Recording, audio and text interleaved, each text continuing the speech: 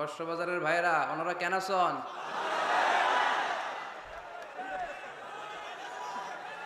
বেগুন গম আছেন নে?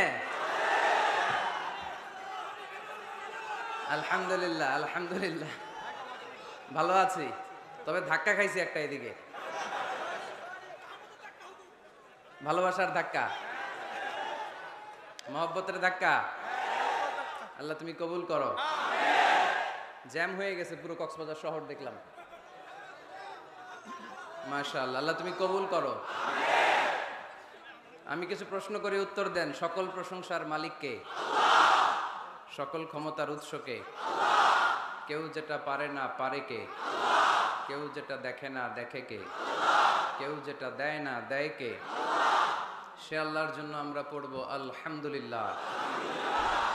সবাই পড়েন রব্বানা লাকাল হামদ হামদান কাসীরান তাইয়িবান মুবারাকান ফীহি ইয়া রাব্বি লাকাল হামদু কামা ইয়ানবাগি লিজালালি ওয়াজহিকা ওয়া আযীমি সুলতানিকা লাকাল হামদু বিল ঈমান লাকাল হামদু বিল ইসলাম লাকাল হামদু বিল কুরআন। আমরা প্রশংসা করলাম কার? সব সময় প্রশংসা করব কার? খাওয়ার সময়, ঘুমানোর সময়, নামাজের সময়, জিকির করার সময়, সব সময় প্রশংসা চলবে একজনের। তিনি কে? আল্লাহর প্রশংসা করতে করতে আমরা যদি আমাদের জীবন শেষ করে দেই, আল্লাহর প্রশংসা করে কি শেষ করা যাবে? আল্লাহর নেয়ামত গুণে শেষ করা যাবে? ওয়া ইন তাউদ্দু নি'মাতাল্লাহি লা তুহসুহা ইন্নাল ইনসানা লাযালুমুন কাফার। যদি আমি আল্লাহর দেয়া নেয়ামতগুলো গুনতে শুরু করে দাও, তোমার জীবন ফুরিয়ে যাবে, তোমার হায়াত শেষ হয়ে যাবে, কিন্তু আমি আল্লাহর দেয়া নেয়ামত গুনে গুনে তোমরা শেষ করতে পারবে না। আল্লাহ ওই বান্দাকে পছন্দ করে যে বান্দা সব সময় আল্লাহ শুকরিয়া করে বেশি বেশি। ইন্নাল্লাহা লা ইয়ারদা আনিল আবদি ইযা আকালাল আকলাতা ফাহামিদাহু আলাইহি ওয়া শারিবা শারবাতা ফাহামিদাহু আলাইহি। আল্লাহ ওই বান্দাকে খুব বেশি পছন্দ করে, সে যখন কিছু খায়, খাওয়া শেষে সে পড়ে আলহামদুলিল্লাহ। সে যখন কিছু পান করে, পান করার পরে সে পড়ে আলহামদুলিল্লাহ। এজন্য আমরা যেন কমপ্লেইন না করি আল্লাহর কাছে, অভিযোগ যেন না করি। আমরা সুখে দুঃখে সব সময় পড়বো আলহামদুলিল্লাহ। কি পড়বো? আলহামদুলিল্লাহর ভেতরে সুখ আছে, ঠিক কি না? চাওয়ার কোনো শেষ নাই, পাওয়ার কোনো শেষ নাই। গাড়ি আছে বাড়ি চাই, বাড়ি আছে নারী চাই, এটা আছে ওটা চাই, ওটা আছে সেটা চাই, ঠিক কি না? ওয়ালাই ইয়ামলা ফাহু ইল্লা তুরাব। কবরের মাটি ছাড়া কোনো কিছুই আমাদের খাই খাই অ্যাটিটিউডকে থামাতে পারবে না। এজন্য আমরা যেন আমাদের খাই খাই অ্যাটিটিউডটা একটু বন্ধ করি। আল্লাহ কিছু দিল না, কিছু পাইলাম না, হতাশ, অস্থির, আমরা খুব সুপার বিজি। এত অস্থির যেন আমরা না হই, আমরা যেন একটু স্থির হই। আমরা যেন জীবনের উদ্দেশ্য নিয়ে একটু ভাবি, আর সব সময় যেন পড়ি আলহামদুলিল্লাহ। কি পড়বেন? এদিকে আপনাদের অনেক কষ্ট হচ্ছে না? হ্যাঁ, একটু বেশি হয়ে গেছে লোকজন, কি আর করবেন? ঠিক ঠিক হয়ে যাবে ইনশাআল্লাহ, একটু ধৈর্য ধরো। এই যে অনেকে জায়গা পায় নাই দেখতেছি আমি, এদিকে কিছুক্ষণ পর পর ধাক্কা আসতেছে, পিছনে অনেক দূর পর্যন্ত মানুষ, অনেকে জায়গা না পেয়ে ফিরে যাবে। রাস্তা ব্লক, হ্যাঁ দেখলাম, প্রায় পুরো কক্সবাজার শহর ব্লক। এই গণজোয়ার ইসলামের, ঠিক কিনা? এই জনস্রোত কোরআনের। ভালো লাগে আপনাদের? ইসলামের বিজয় খুবই সন্নিকটে, ঠিক কিনা? আমাদের কিছু স্যাক্রিফাইসের পরিমাণ বাড়াতে হবে, আল্লাহরে দেখাই দিতে হবে আমরা ময়দান ছাড়ি নাই। দেখাইতে হবে যে আমরা ময়দানে টিকে আছি, চিল্লায় বলেন ঠিক কিনা? টিকে থাকতে হবে।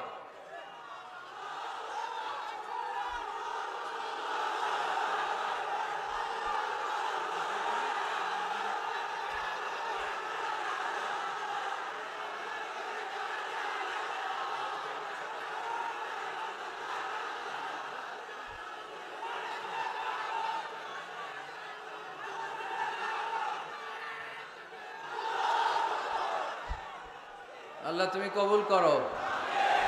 ইসলামের জন্য আমাদের যেই ভালোবাসা, এই আবেগ, এই উচ্ছ্বাস, এই গণজোয়ার, এই জনস্রোত, এই সবগুলোকে আল্লাহ তুমি ইসলামের বিজয়ের জন্য কবুল করে নাও। এ কাজে আমাদের এখলাসকে তুমি আরো বাড়িয়ে দাও। আমরা যেন ইসলামকে একটা বিজয়ী শক্তি হিসেবে দেখে যেতে পারি, তুমি তৌফিক দাও। এদিকে ধাক্কাধাক্কিটা একটু বেশি, মুজাহিদগুলা সব এদিকে পড়ছে। ধাক্কাধাক্কি করো না, এনার্জি নষ্ট হয়ে যাবে। এগুলো রাখতে হবে ইসলামের জন্য, ঠিক কিনা? এনার্জি জমায় রাখার দরকার আছে না নাই? এত আগে নষ্ট করা যাবে না। ঘোষণা আসলে, সিগন্যাল আসলে ঝাঁপায় পড়তে হবে, ঠিক কিনা? তো আমি সবাইকে, কক্সবাজারের ভাইদেরকে শুকরিয়া জানাই। সাগর পাড়ের মানুষরা খুব নির্ভীক হয়, সাহসী, এদের ডর ভয় একটু কম থাকে। এরা ভয় পায় একজন, কি তিনি কে? কক্সবাজারের মাটি আল কোরআনের ঘাটি। যেহেতু এরা জলোচ্ছ্বাস, জলের উচ্ছ্বাস দেখে এদের অভ্যেস, এরা ঘূর্ণিঝড় দেখে অভ্যেস, এদের 10 নম্বর সতর্ক সংকেত দেখে অভ্যেস। সামান্য কিছুতে এরা ভয় টয় পায় না, এদেরকে ভয় দেখানো কঠিন। তো এই কক্সবাজারের ভাইরা আপনারা আসছেন অনেক দূর দূরান্ত থেকে। আমি দেখলাম আসার পথে অনেক মোটরসাইকেল, অনেক গাড়ি, জানি না কি অবস্থা রাস্তাঘাটের। যাই হোক, সব রেখে দিয়ে আমরা এখন কোরআনের মজলিসে চলে আসতে পারছি, ঠিক কিনা? আল্লাহর মেহেরবানি। ইয়াং ভাইরা যারা আপনারা এসেছেন, আপনাদেরকে শুকরিয়া। মুরব্বীরা যারা এসেছেন শুকরিয়া। উলামায়ে কেরাম যারা এসেছেন, আপনাদের শুকরিয়া জানাই। আইম্মাতুল মাসাজিদ, মুয়াজ্জিন সাহেবেরা, কামি মাদ্রাসার মুহতামিম সাহেবেরা, ইউনিভার্সিটির টিচার, কলেজের টিচার থেকে শুরু করে যে কোনো ধর্ম, বর্ণ, পেশার যারা এসেছেন, সবাইকে আমাদের এই প্রোগ্রামে ওয়েলকাম। আহলান ওয়া সাহলান ওয়া মারহাবান বিকুম। অনেক কষ্ট করেছেন, আমি এসে শুনলাম। একটা প্রোগ্রাম বাস্তবায়ন করতে আসলে অনেক কষ্ট আছে, ঠিক কিনা? অনেক ভাইরা দিন রাত এখানে খেটেছে। আমাদের সৌদি প্রবাসী মান্নান ভাইকে দেখলাম, খুব কষ্ট করলো। আমাদের ফারুক ভাই ব্যবসায়ী খুব আপ্যায়ন করলো। আরো অনেকের নাম আমি জানি না, কিন্তু আপনারা সবাই এই প্রোগ্রামের জন্য অনেক কষ্ট করেছেন। আল্লাহ আজকের এই প্রোগ্রামটাকে তুমি আমাদের নাজাতের ওসিলা বানাও। আমরা এমন কিছু যাতে শিখে যেতে পারি যেটা আমাদের আখিরাতের নাজাতের ওসিলা হয়ে যায়। আমরা সবাই আওয়াজ করে পড়ি আমিন।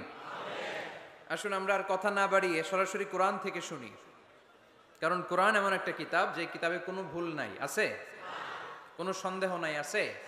লা রাইবা ফি, there is no doubt in it and a guidance to those who are muttaqin। এটা এমন বই যেটাতে কোনো ভুল নাই, সন্দেহ নাই, সংশয় নাই। পারলে ভুল ধরে দেখাও। পৃথিবীর কোন লেখক বই লেখার পরে এরকম বলছে নাকি আমার বইয়ে কোনো ভুল নাই? এটার মধ্যে কোনো ইনকনসিস্টেন্সি নাই, কোনো অসঙ্গতি নাই। পারলে ভুল ধরে দেখাও, বলে বলে? পৃথিবীর লেখকরা এগুলো বলে না। পৃথিবীর লেখকরা বলে আমি মানুষ, আর মানুষ হচ্ছে দুর্বল, দুর্বলের ঘরের দুর্বল, ঠিক কিনা? সো আমার এই দুর্বলতার কারণে, জ্ঞানের দুর্বলতা, চিন্তার দুর্বলতা, এগুলোর কারণে আমার বইতে ভুলটুল হয়ে যেতে পারে। পারলে আমাকে সংশোধন করে দিবেন, পরবর্তী সংস্করণে আমি ঠিক করে নিব, এরকম বলে না? সব লেখকরা বইয়ের পেছনে এটা বলে দেয়। কিন্তু এই বইটা ভিন্ন, কারণ এই বইটা দুনিয়ার কোনো লেখকের লেখা বই নয়। এই বইটা পাঠিয়েছে কে? আল্লাহ। এজন্য এই বইতে কোনো ভুল নাই, কোনো সন্দেহ নাই, কোনো সংশয় নাই। এই বইটা আলোর পথ দেখায়। এই বইটা পড়লে একজন মানুষ মানুষের মতো মানুষ হয়। কোরআন এসেছে আমাদেরকে মানুষের মতো মানুষ বানাতে। কি বানাতে? মানুষ। বাড়ছে জনসংখ্যা, কমছে মানুষ। বাড়ছে কি, কমছে কি? তার মানে খালি চোখে যা দেখা যায় এগুলো সব মানুষ না, এগুলো কি? জনসংখ্যা। মানুষের সংখ্যা বড্ড কম। মানুষ বানানোর জন্য এসেছে কোরআন। গরুর পেট থেকে বেরোলে ওটা গরু হয়ে যায়, ছাগলের পেট থেকে বেরোলে ওটা ছাগল হয়ে যায়, মুরগির পেট থেকে বেরোলেই ওটা মুরগি হয়ে যায়। কিন্তু মানুষের পেট থেকে বেরোলেই ওটা মানুষ হয় না, ওটারে মানুষ বানাইতে হয়, ওটারে মানুষের মতো মানুষ করে গড়ে তুলতে হয়। আবার দেখবেন গরুকে কেউ কোনোদিন বলে না তুই গরুর মতো গরু হ, বলে? কক্সবাজারেও বলে না। ছাগলকে কেউ কোনোদিন বলছে তুই ছাগলের মতো ছাগল হ? কিন্তু মানুষকে বলে তুমি মানুষের মতো মানুষ হও। মানুষের মতো মানুষ হওয়া বড্ড জটিল, এখানেই ধরা খেয়ে যায় অনেকেই। এই কোরআন এসেছে আমাদেরকে মানুষের মতো মানুষ বানাতে, আলোকিত মানুষ বানাতে, ঠিক কিনা? এই দুনিয়া এখন তো সেই দুনিয়া নাই, মানুষ নামের মানুষ আছে, দুনিয়া বোঝাই, সেই মানুষের ভিড়ে আমার আসল মানুষ নাই। ঠিক কি না? আসল মানুষের বড় অভাব। আমরা যদি আমাদের ছেলে মেয়েদেরকে এই কোরআনটা শিখাই, এই কোরআনের আলোকে যদি তাদেরকে আলোকিত করি, তারা মানুষের মতো মানুষ হবে। কিসের মতো মানুষ? তাহলে এই কথাটা খেয়াল রাখবেন, মুখস্থ রাখবেন, সাথে করে বাড়িতে নিয়ে যাবেন এবং সবাইকে বলবেন যে কোরআন পড়লে মানুষের মতো মানুষ হওয়া যায়। ঠিক কিনা? এই কোরআন যারা পড়ে, কোরআন যারা বুঝে, কোরআন যারা মানে, কোরআনের শিক্ষা যারা অন্তরে লালন করে, তারা কখনো মিথ্যা বলে না, এরা চুরি করে না, এরা কখনো টেন্ডারবাজি করে না, এরা কোনোদিন চাঁদাবাজি করে না, এরা কখনো সিগনেচার দিয়ে দেশের টাকা বিদেশে পাঠায় না, এরা কোনোদিন 43 লক্ষ টাকা দিয়ে পর্দা কিনে না। ঠিক কিনা? কিনে এরা ক্যাসিনোর ব্যবসা করে, এরা জুয়া খেলে, চাঁদাবাজি করে। কোরআন পড়লে সে মানুষের মতো মানুষ হয়, আলোকিত মানুষ হয়। এজন্য কোরআনকে যেন আমরা বন্ধু বানাই, কোরআনকে যেন আমরা সঙ্গী বানাই, কোরআনকে যেন আমরা সাথী বানাই। কারণ কোরআন আমাদেরকে সঠিক জীবন দর্শন শিক্ষা দেয়, সঠিক লাইফস্টাইল শিক্ষা দেয়, সঠিক দৃষ্টিভঙ্গি শিক্ষা দেয়। দৃষ্টিভঙ্গিটা খুব জরুরি, ভিউ পয়েন্টস। এজন্য বলা হয় দৃষ্টিভঙ্গি বদলান, জীবন বদলে যাবে। তাই না? দৃষ্টিভঙ্গির পরিবর্তনটা অনেক বড় বিষয়। একই জিনিস থেকে, একই জিনিস, the same thing, someone take the positive news and some other they take the negative issue. একই জিনিস কেউ দেখে পজিটিভ, কেউ দেখে নেগেটিভ। একটা বোতলের মধ্যে যদি অর্ধেক পানি থাকে, একজন বলবে, আমি যদি বলি এখানে কি দেখতে পাচ্ছেন, একজন বলবে আমি দেখতে পাচ্ছি এই বোতলের অর্ধেক খালি, অর্ধেক, উনি খালিটা দেখছে। আবার আরেকজন বলবে আমি দেখতে পেয়েছি এটার বোতলের অর্ধেক পানি ভর্তি। দুইজনেরটাই ঠিক, তাই না? একজন দেখেছে পজিটিভলি, আরেকজন দেখেছে নেগেটিভলি। যে সবসময় নেগেটিভ চিন্তা করে ও খালিটা দেখছে, বোতলের অর্ধেক খালি, ও খালিটা দেখছে, নিচেটা খেয়াল করে নাই। আর যে অলওয়েজ পজিটিভ, ও নিচে যে পানি আছে ওইটা দেখছে।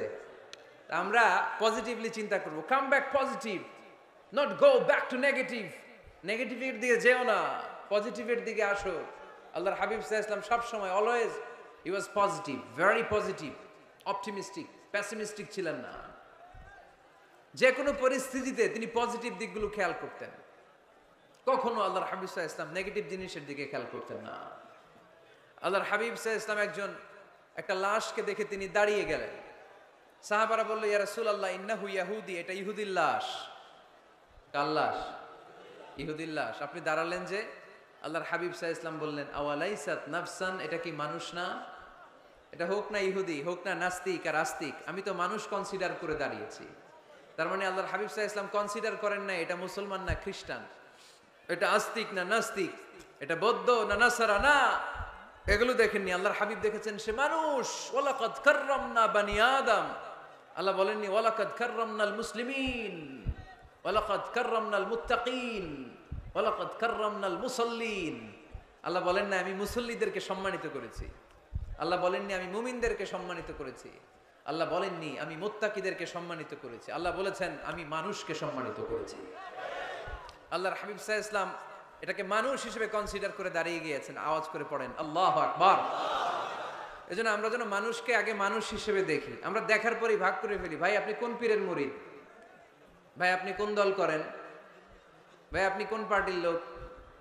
সে যে মানুষ, সে যে আমার ভাই, তার আসল পরিচয় যে সে মুসলমান, আমাদের সবার পরিচয় যে মুসলমান, এটা আমরা ভুলে যাই। আমরা ভাগ করি, পিস পিস করি।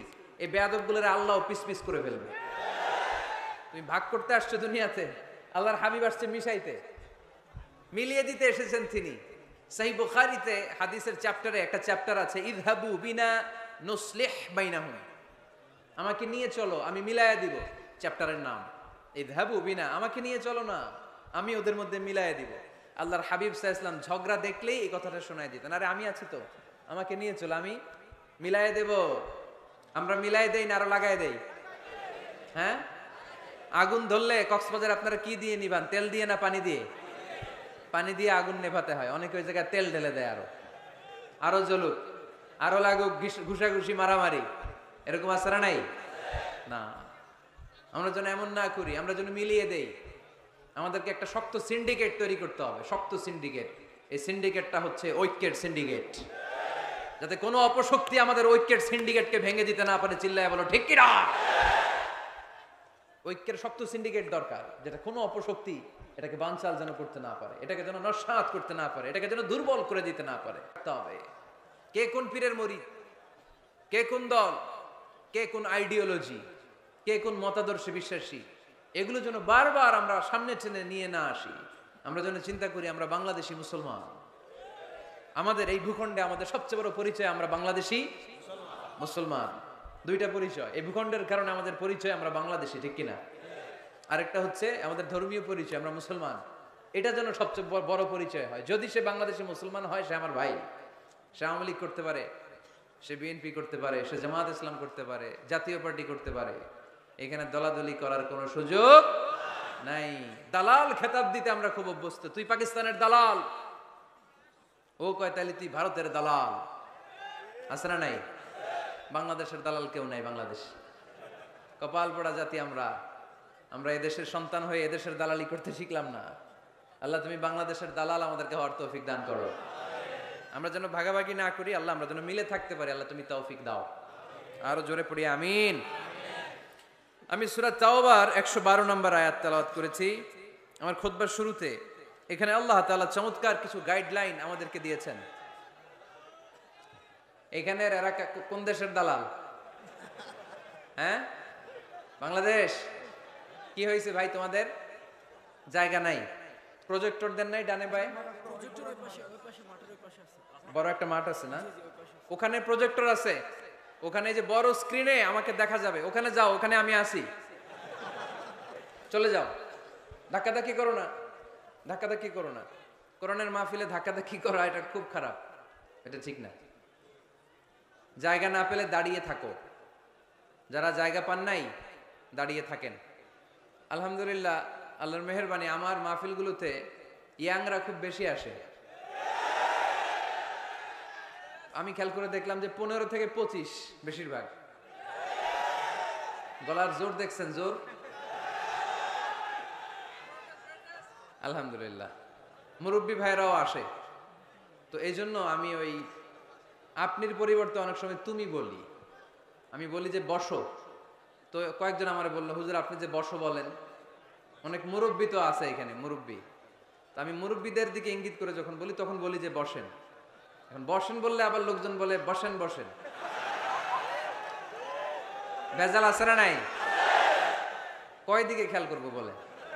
হুজুর যেদিকেই যায় ওদিকেই দোষ। হুজুর ইংরেজি পারে, এটাও দোষ। এই হুজুর ইংরেজি পারে না, এটাও দোষ। হুজুর খায় বেশি, এটা দোষ। এই হুজুর কিচ্ছু খাইতে পারে না, এটাও দোষ। হুজুর বিয়ে করে না, এটা তো মহা মুসিবত, এলাকার ইমাম তো বানানোই যাবে না, মহা দোষ। হুজুর অনেকদিন পরে বিয়ে করছে, এটাও দোষ। আছে না নাই? তো অন্যের দোষ যেন আমরা না খুঁজি। সম্মানিত ভাইয়েরা, আমরা ধাক্কাধাক্কি না করি, আমরা বসে যাই। অনেক মানুষ, শৈত্যপ্রবাহ, কিন্তু শীতের কোনো ছোঁয়া এখানে নাই। এত মানুষ হয়েছে, সাফোকেশন হয়ে যাচ্ছে। তো এই জন্য ধাক্কাধাক্কি করা যাবে না। নিরবিচ্ছিন্ন একটা পরিবেশ, নিঝুম নিস্তব্ধ একটা পরিবেশ আমাকে উপহার দিলে আমি চেষ্টা করব কোরআন থেকে একটা ভালো আলোচনা উপহার দেবার। সূরাতুত তাওবার 112 নম্বর আয়াতে আল্লাহ তাআলা আমাদেরকে কিছু গাইডলাইন দিয়েছেন। 9টা গাইডলাইন। কয়টা? সবাই বলেন কয়টা? এগুলো খেয়াল করে মুখস্থ করে নিয়ে যাওয়া যাবে আজকে? মুখস্থ করে আবার আরেকজনের শোনায় দিবেন, পারা যাবে? যে এই 9টা বিষয় যদি কেউ লালন করে, নিজের মধ্যে ধারণ করে, আল্লাহ তাকে জান্নাতের সুসংবাদ দিয়েছে। আমরা জান্নাতে যেতে চাই কি চাই না? বাল্লিগু আন্নি ওয়ালাউ আয়া। একটি আয়াত হলেও আল্লাহর হাবিব বললেন পৌঁছে দাও। আমাদের ধর্মের এই মিশনারি ওয়ার্কটা, এটা সবার দায়িত্ব। মিশনারি ওয়ার্ক, দাওয়াতি অ্যাক্টিভিটি, এটা শুধু মিজানুর রহমান আজহারির দায়িত্ব না। উনি এসে এসে শুধু দাওয়াত দিবে না, এটা সবার দায়িত্ব। আমি যদি বেশি জানি তো বেশি শোনাবো, আপনি কম জানলে কম শোনাবেন। আপনি যদি শুধু জানেন লা ইলাহা ইল্লাল্লাহ মুহাম্মাদুর রাসূলুল্লাহ, আপনি তাহলে অতটুকুর দাওয়াত দিবেন। সবাই আমরা দাঈ ইলাল্লাহ। এজন্য কথাগুলো শুনবো প্রথমত আমরা যেন এগুলো ধারণ করতে পারি, এগুলো পালন করতে পারি। কক্সবাজারের ভাইরা, অনেক ভাইরা এসেছেন, আমাদের সময় অনেক দামি, অনেকে দোকান পাট ব্যবসা বাণিজ্য বন্ধ করে টাকা খরচ করে এসেছেন, সময়টা যেন কাজে লাগে। আমরা আমাদের নিয়তকে খালিস করে নেই, যে আজকে আমরা যা শুনবো ঠান্ডা মাথায় ইখলাসের সাথে আমল করার নিয়তে শুনবো, এবং যা শুনবো মনে রাখবার চেষ্টা করব এবং এটা পৌঁছে দিব। ঠিক কিনা? সবাই কি একমত? দ্বিমত আছে নাকি কেউ কেউ? সবাই একমত তো? আসুন আমরা সরাসরি কোরআন থেকে তাফসীর শুনি। এই আয়াতটিতে আল্লাহ তাআলা মুমিনদের 9টি গুণের কথা বলেছেন। আমরা একে একে ধারাবাহিকভাবে গ্রাজুয়ালি 9টি গুণের কথা শুনব। প্রথম যেই গুণের কথা আল্লাহ তাআলা বলেছেন, আল্লাহ তাআলা উল্লেখ করছেন মুমিনদের প্রথম বৈশিষ্ট্য হচ্ছে আত্তাইবুনা। আমার সাথে সাথে সবাই পড়েন আত্তাইবুনা। সবাই পড়েন নাই, সবাই পড়েন আত্তাইবুনা। মানে মুমিনরা তওবা করে। কি করে? আত-তাওবা। সূরার নাম হচ্ছে আত-তাওবা। আত-তাওবা মানে to go back to your Lord. আপনি আপনার রবের দিকে ফিরে যাবেন। প্রথম পয়েন্ট নিয়ে আলোচনা আমরা শুরু করে দিলাম অলরেডি। কথা বন্ধ করে কান দুটো খরগোশের কানের মতো খাড়া করে আমার দিকে তাকান। আত-তাইবুনা, মুমিনরা তওবা করে। আত-তাওবা একটু জোরে দিতে হবে। আত-তাওবা মানে হচ্ছে আর-রুজুউ ইলাল্লাহ। আর-রুজুউ ইলাল্লাহ, আল্লাহর দিকে ফিরে যাওয়া। আমাদের ভুল হতে পারে, ভুল হলেই আমরা ফিরে যাই যার দিকে, তিনি কে? আল্লাহর হাবিব বললেন কুল্লুকুম খাত্তাউন, তোমরা সবাই পাপী। আমরা সবাই কি? কক্সবাজারের ভাইয়ের, আমরা সবাই, আমরা যে পাপী এটা বলতে আপনাদের লজ্জা লাগতেছে অনেক। আমরা পাপী না সবাই? শুধু কি পাপী? পাপীর ঘরের পাপী, ঠিক কিনা? পৃথিবী না জানুক আমি তো জানি, আমি কি পাপ করেছি হায়। পৃথিবী না জানুক আমি তো জানি, আমি কি পাপ করেছি হায়। আমার পাপের করলে বিচার, বাঁচার আমার নাই উপায়। দয়াময় প্রভু মাফ করো আমায়, মাফ করো আমায়। পড়েন আমিন। পৃথিবীর কেউ না জানলেও প্রত্যেকের পাপের হিসাব প্রত্যেকের কাছে আছে না নাই? এজন্য আল্লাহর হাবিব বললেন কুল্লুকুম খাত্তাউন, তোমরা সবাই পাপী, শুধু পাপী না, পাপীর ঘরের পাপী। ওয়া খায়রুল খাত্তাইনা আত-তাওয়াবুন, আর এই পাপীদের মধ্যে সবচাইতে ভালো পাপী যেই পাপী পাপ করার পরপরই তওবা করে। ইয়া আইয়ুহাল্লাযীনা আমানু তুবু ইলাল্লাহি তাওবাতান নাসুহা। ও বিশ্বাসীরা, তোমরা যদি অন্যায় করে ফেলো, তোমরা যদি ভুল করে ফেলো, তোমরা যদি নিজের নফসের উপরে জুলুম করে ফেলো, উপলব্ধি আসার পরে আমার কাছে ক্ষমা চাও, তওবা করো। তওবার মতো তওবা করলে আমি জীবনের সব গুনাহ মাফ করে দিতে পারি। তিনি দয়াময়, তিনি মেহেরবান, তার দয়া যে কত বিশাল আপনি কল্পনাও করতে পারবেন না। তুবু ইলাল্লাহি তাওবাতান নাসুহা, তওবার মতো তওবা। তাওবাতুন নাসুহা মানে কি? তওবার মতন তওবা, এমন তওবা যে তওবাতে আল্লাহ আপনারে মাফ করবেই, যেই তওবার মধ্যে জড়িত আছে আবেগ, যেই তওবাতে জড়িত আছে চোখের পানির স্পর্শ। চোখের পানির এত দাম, অনুতপ্ত বান্দা যখন গুনার কথা স্মরণ করে কাঁদে, চোখের পানি ছেড়ে দেয়। এই চোখের পানি চোখ বেয়ে নাকের ডগাবে মাটিতে পড়ার আগেই আল্লাহ অনুতপ্ত বান্দার জীবনের সব গুনাহ মাফ করে দেয়। এজন্য চোখের পানি ছাড়তে হবে। আমাদের হৃদয়ের ভেতরটা অনেকের খুব শক্ত, নরম হয় না, চোখ দিয়ে পানি নামে না। সর্বশেষ কবে যে আমরা কেঁদেছিলাম অনেকের মনে নাই। এরকম আছে না নাই? যদি জিজ্ঞেস করি ভাই আল্লাহর ভয়ে সর্বশেষ কাঁদছিলেন কবে, মনে নাই। কবে যে কাঁদছিলাম, এত ব্যস্ত আমি, কখন কাঁদবো, কাঁদারই তো সময় নাই। এরকম আছে না নাই? না। কুল্লুকুম খাত্তাউন, সবাই পাপী। আর এই পাপীদের মধ্যে সবচেয়ে বড় পাপী যে পাপ করার পরপরই তওবা করে। আপনার পাপ কত বড়? কি অন্যায় করেছেন আপনি? কি গুনাহ করেছেন? কত বড় জুলুম করেছেন? আপনার পাপ, আপনার অন্যায়, আপনার ভুল, আপনার জুলুম যত বড়ই হোক, আল্লাহর দয়া, আল্লাহর ক্ষমা তার চাইতেও বড়। আমাদের পাপ যদি হয় খালের পানির সমান, বিলের পানির সমান, জেনে রাখবেন আল্লাহর দয়া সাগরের পানির সমান। আমাদের পাপ যদি হয় পাহাড়ের সমান, আল্লাহর দয়া আকাশের সমান। এজন্য আল্লাহ বললেন তুবু ইলাল্লাহি তাওবাতান নাসুহা, তওবার মতো তওবা করো, তওবার মতো যদি তওবা করতে পারো সব গুনাহ maaf করে দিতে পারে কে? কত যে দয়াময় তিনি, কত যে মেহেরবান। দয়ার ভালোবাসাকে তিনি 100 টুকরা করেছেন, এক টুকরা আমাদের সবার মাঝে ভাগ করে দিয়েছেন, 99 টুকরা উনি নিজের মধ্যে রেখে দিয়েছেন। দেখেন আমাদের এক টুকরার ভালোবাসার নমুনা পৃথিবীব্যাপী আপনি খোঁজ করে দেখেন, কত ভালোবাসার ঘটনা। এক একজন যে কত লাভ স্টোরি জানে, যদি জিজ্ঞেস করি ভাই একটা লাভ স্টোরি শোনান, আপনি ঘটনা শুনতে শুনতে নিজেই কাঁদতে শুরু করবেন। এত চমৎকার লাভ স্টোরি, এত চমৎকার ভালোবাসার উপন্যাস, এত চমৎকার নাটক, ভালোবাসার দৃশ্য দেখলে অবাক লাগে। আহা, বন্ধু বন্ধুর জন্য ভালোবাসা, স্বামী স্ত্রীর জন্য ভালোবাসা। নেপালের ওই যে কি যেন একটা এয়ারপোর্টে আমাদের ইউএস বাংলার একটা এয়ারক্রাফট ক্র্যাশ করেছিল, হ্যাঁ, হাজবেন্ড ওয়াইফ, কি নাম এটার? ত্রিভুবন ইন্টারন্যাশনাল এয়ারপোর্ট, ত্রিভুবন। এই ত্রিভুবনে আমাদের পাইলট যখন সিগন্যাল চাচ্ছিল, ওখানে ওই 10 না 01 নাকি 20 এই নিয়ে কনফিউশনের কারণে ওনারা সেফলি ল্যান্ড করতে পারে নাই, মারাত্মক ক্র্যাশ। আহা, কিছু ফ্যামিলি দেখলাম, নিউ কাপল, ভেরি নিউ কাপল, নতুন বিয়ে হয়েছিল, হাতে মেহেদির দাগগুলো শুকায়নি তখন, জ্বলে পুরে হাজব্যান্ড সারখার, কিন্তু হাজব্যান্ড আর ওয়াইফের হাত এই যুগল আলাদা হয়নি।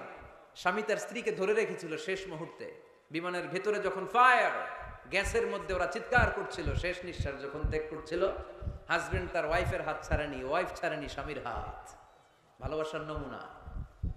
এক ফোঁটা, এক ভাগ ভালোবাসার ছিটে ফোঁটা আমরা পেয়েছি, ঠিক কিনা? ওই এক ভাগ কি আমি একা পাইছি? আপনি একা পাইছেন? আমরা সবাই মিলে। আমি পত্রিকায় একটা রিপোর্ট দেখেছি, আমি প্রায় বলি, বন্যার পানিতে পানি খেতে খেতে মা জীবন শেষ, কোমর পানি, গলা পানি, নাক সমান পানি, পানি খেতে খেতে শেষ, কিন্তু বাচ্চাটারে বুদ্ধি করে বালতির মধ্যে এরকম চেপে ধরে রাখছে, বন্যার পানিতে পানি খেতে খেতে মা শেষ। আল্লাহর মেহেরবানিতে বাচ্চাটা মরে নাই। এই কলিজার টুকরা দুধের বাচ্চার জন্য মা জীবন দিয়ে দিল। এই বাচ্চার জন্য মায়ের হৃদয়ে ভালোবাসাটা ঢুকাই দিছে কে? দুনিয়ার ভালোবাসার নমুনা যদি এই হয়, 100 টুকরা ভালোবাসার এক টুকরার এক্সাম্পল যদি পৃথিবীতে এই হয়, যার মধ্যে 99 টুকরা ভালোবাসা তিনি রেখে দিয়েছেন, তার ভালোবাসা বেশি না কম? এজন্য আল্লাহ বললেন তওবার মতো তওবা করো, ক্ষমার মতো ক্ষমা চাও, কাদার মতো কাঁদো, কাদার মতো কাঁদলে সব মাফ করে দেয় কে? আপনি কি পাপ করছেন? আপনি কি অন্যায় করেছেন? কেন আপনি হতাশ? কেন আপনি নিরাশ? লা তাইয়াসু মির রাউহিল্লাহ, ইন্নাহু লা ইয়াইয়াসু মির রাউহিল্লাহি ইল্লাল কওমুল কাফিরুন। আল্লাহর রহম থেকে, ভালোবাসা থেকে নিরাশ হয়ো না। আল্লাহর রহমত আর দয়া থেকে নিরাশ হয় তারা যারা কাফের, ঠিক কিনা? কত পাপ করেছেন আপনি? বনি ইসরাইলের এক সিরিয়াল কিলার ছিল, সহিহ বুখারীতে এসেছে, সে এত হত্যা করেছে, হত্যা করতে করতে করতে 99 জন মানুষকে সে সিরিয়ালি মার্ডার করে ফেলছে। কয়জনকে? আপনি মারছেন কয়জন রে? আমি মারছি কয়জন রে? সে 99 জনকে মারছে। কয়জনকে? 99 জনকে। মারার পরে তার অন্তরে ভয়, হায় রে 99 জনকে আমি শেষ করে দিলাম, না জানি আমার নসিবে কি আছে, না জানি আল্লাহ আমারে কি শাস্তি দেয়। ভয়ে এক রাহেবের কাছে গেল, খ্রিস্টান পাদ্রী, খ্রিস্টানদের আল্লাহর ওলি, যে বলে, ও আল্লাহর ওলি, আমার তো বড্ড ভয় হয়, আমি অপরাধ করেছি। কি অপরাধ? আমি 99 জনকে হত্যা করেছি। রাহেব বলে, 99 জনকে হত্যা করছো? সর্বনাশ, তোর কপালে তো ক্ষমা নাই। সিরিয়াল কিলার কয়, আমার কপালে যদি ক্ষমা না থাকে তোরে বাঁচায় রেখে লাভ কি? আমি যেহেতু শেষ, তোরেও শেষ করে মরি। ওরেও মেরে ফেলছে। এবার সেঞ্চুরি করে আবার ভয়, হায় রে 100 জনের মারলাম, না জানি আমার নসিবে কি আছে। খুঁজতে লাগলো কোনো ভালো আলেম আছে কিনা। আলেমের কাছে গেছে, যে বলে, আলেম 100 হত্যা করেছি আমি, 100 খুনের আসামি, আমার নসিবে কি ক্ষমা আছে? আলেম বলে, তুমি কি গুনাহ করছো মিয়া? তোমার গুনাহ যত বড় হোক, তোমার অন্যায় যত বড় হোক, তোমার পাপ যত বিশাল হোক, আমার আল্লাহর দয়া ভালোবাসা তার চাইতেও বিশাল। তুমি একটা ভালো জায়গায় যাও, এই এলাকাটা ভালো না, এখানে সব জালিমদের বসবাস, তুমি ভালো মানুষদের এলাকায় চলে যাও, সেখানে যে তওবা করো। লোকটার অন্তরে ভয় এসেছে, তওবার নিয়ত করেছে, বাসায় যে কাপড় চোপড় ব্যাগের ভেতরে ভরে ঘর থেকে বের হওয়ার সাথে সাথে মালাকুল মাউত এসে রূহ কবজ করেছে। ফাজাআত মালাইকাতুর রাহমা ওয়া মালাইকাতুল আযাব, রহমতের ফেরেশতারা আসছে, আযাবের ফেরেশতারাও আসছে। রহমতের ফেরেশতারা বলে যেহেতু রিয়েলাইজেশন আসছে, ভালো পথে যাওয়ার ইন্টেনশন আসছে, আমরা রূহ নিব। আযাবের ফেরেশতারা বলে না, এখনো তো ভালো হইতে পারে নাই, 100টা খুনের বিষয়টা সহজ না, 100 জন মানুষকে হত্যা করেছে, তার রূহটা আমরা নিয়ে সিজ্জিনে ঢুকাবো। রহমতের ফেরেশতারা বলে না, তার রূহটা আমরা নিয়ে ইল্লিনের ভেতরে ঢুকাবো। দুই দল ফেরেশতার মারামারি, দুই দল ফেরেশতা ঝগড়া লেগে গেছে, এরা বলে আমরা, এরা বলে আমরা। ভেজাল আছে না নাই? আল্লাহ বলে ধাক্কাধাক্কি আর ঝগড়ার দরকার নাই, ফিতা দিয়ে মাপো। ভালো এলাকাটা যে এলাকায় যাচ্ছিল ওই এলাকাটা যদি কাছে হয় রহমতের ফেরেশতারা নিয়ে যাবা, খারাপ এলাকা যদি কাছে হয় আযাবের ফেরেশতারা নিয়ে যাবা। খারাপ এলাকাটা কি কাছে নাকি অনেক কাছে? একেবারে কাছে, ঘর থেকে মাত্র বের হয়েছিল, ঠিক কিনা? আর ভালো এলাকা তো অনেক দূর।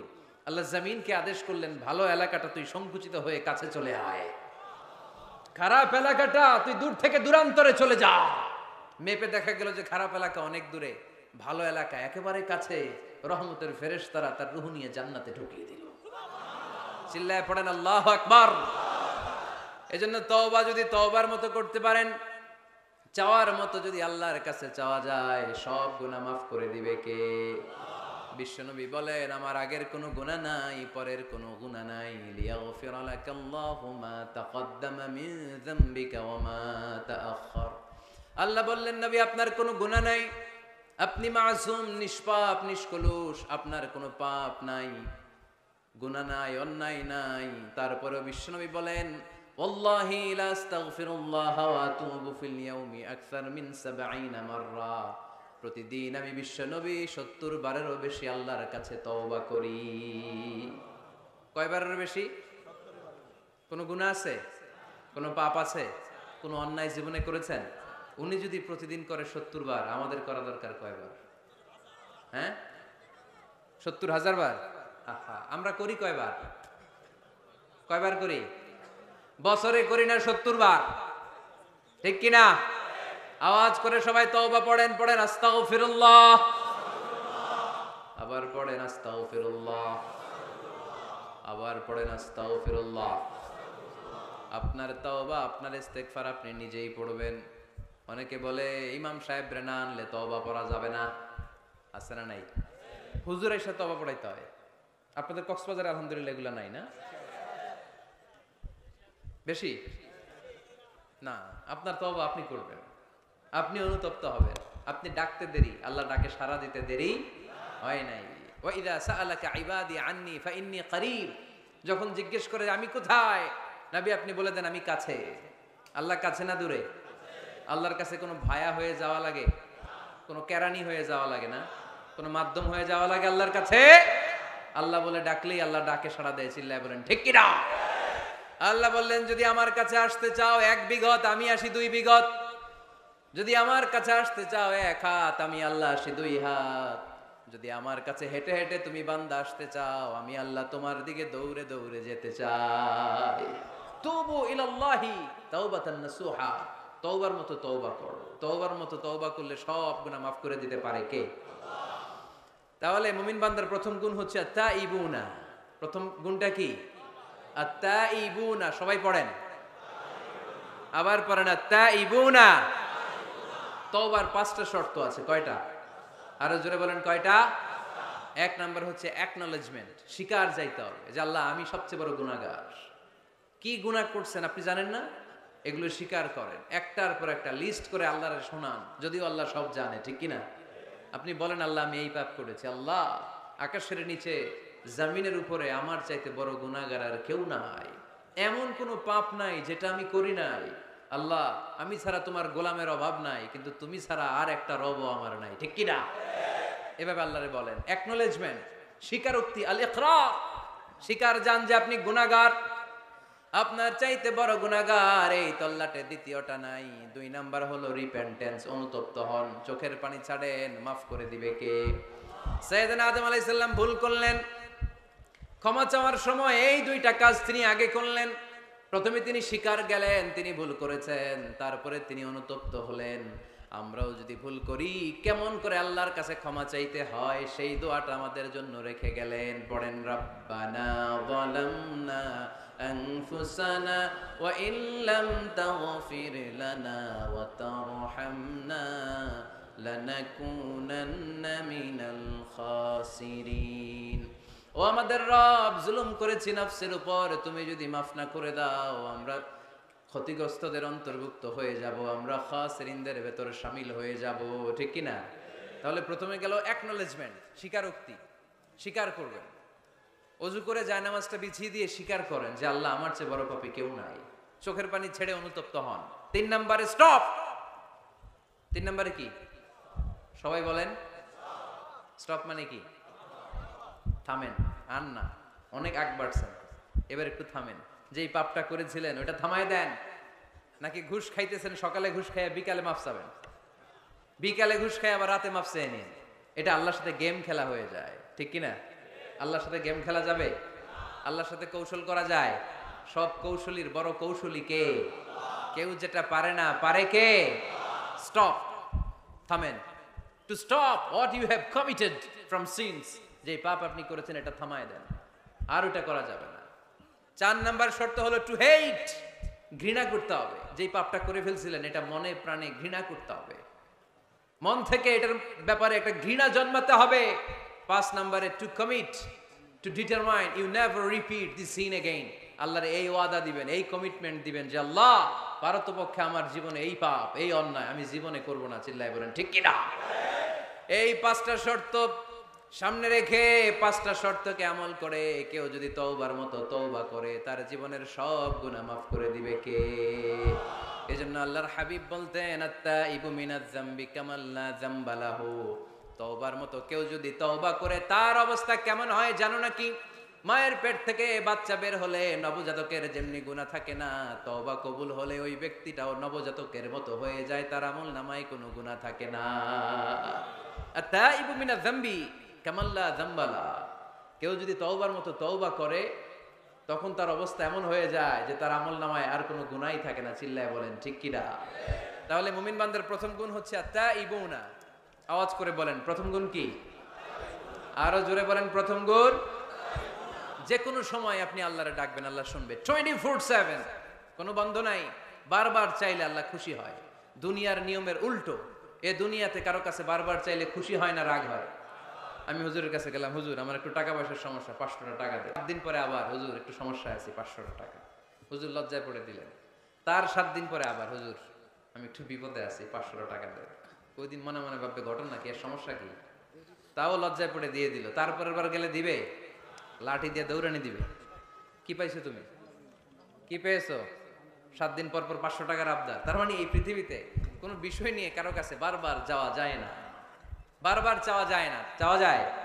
ডিসি সাহেবের কাছে গেছেন, কক্সবাজার জেলার ডিসি সাহেবের কাছে একটা ইস্যু নিয়ে, উনি দিলেন। 2 দিন পরে আবার গেলেন, দিলেন। তারপরে আবার গেলেন, দিল। তারপরে দিবে? আর বারবার কারো কাছে এইভাবে যাওয়া যায়? একটা লজ্জার বিষয় আছে না নাই? আল্লাহর হাবিব সাল্লাল্লাহু আলাইহি ওয়াসাল্লাম খুব লাজুক ছিলেন। 50 ওয়াক্ত সালাত মেরাজের রাতে গিফট পেলেন রবের কাছ থেকে। কয় ওয়াক্ত? সবাই বলেন কয় ওয়াক্ত? উপর থেকে নেমে আসার সময় সাইয়েদনা মুসা আলাইহিস সালামের সাথে দেখা। মুসা আলাইহিস সালাম বললেন, কি পেয়েছেন? 50 ওয়াক্ত সালাত পেয়েছি। মুসা আলাইহিস সালাম বললেন, আপনার উম্মত পড়বে না, আমি জানি, কারণ আমি তো আপনার আগে দুনিয়ায় এসেছি, আমার ফিল্ড ওয়ার্কের অভিজ্ঞতা বেশি। আমার অভিজ্ঞতার আলোকে আপনারে বলি, পড়বে না, একটু কমায় আনেন, ভালো হবে।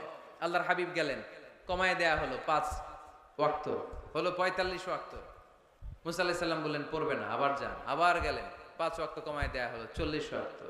মুসা আলাইহিস সালাম বললেন পড়বে না, কমায় আনেন, ভালো হবে। কমায় আনা হলো 35 ওয়াক্ত। এভাবে 9 বার। কয়বার? 5 নং 45 ওয়াক্ত কমিয়ে 5 ওয়াক্ত দেয়া হলো। আল্লাহর হাবিব এবার খুব খুশি, কমায় আনছি অনেক।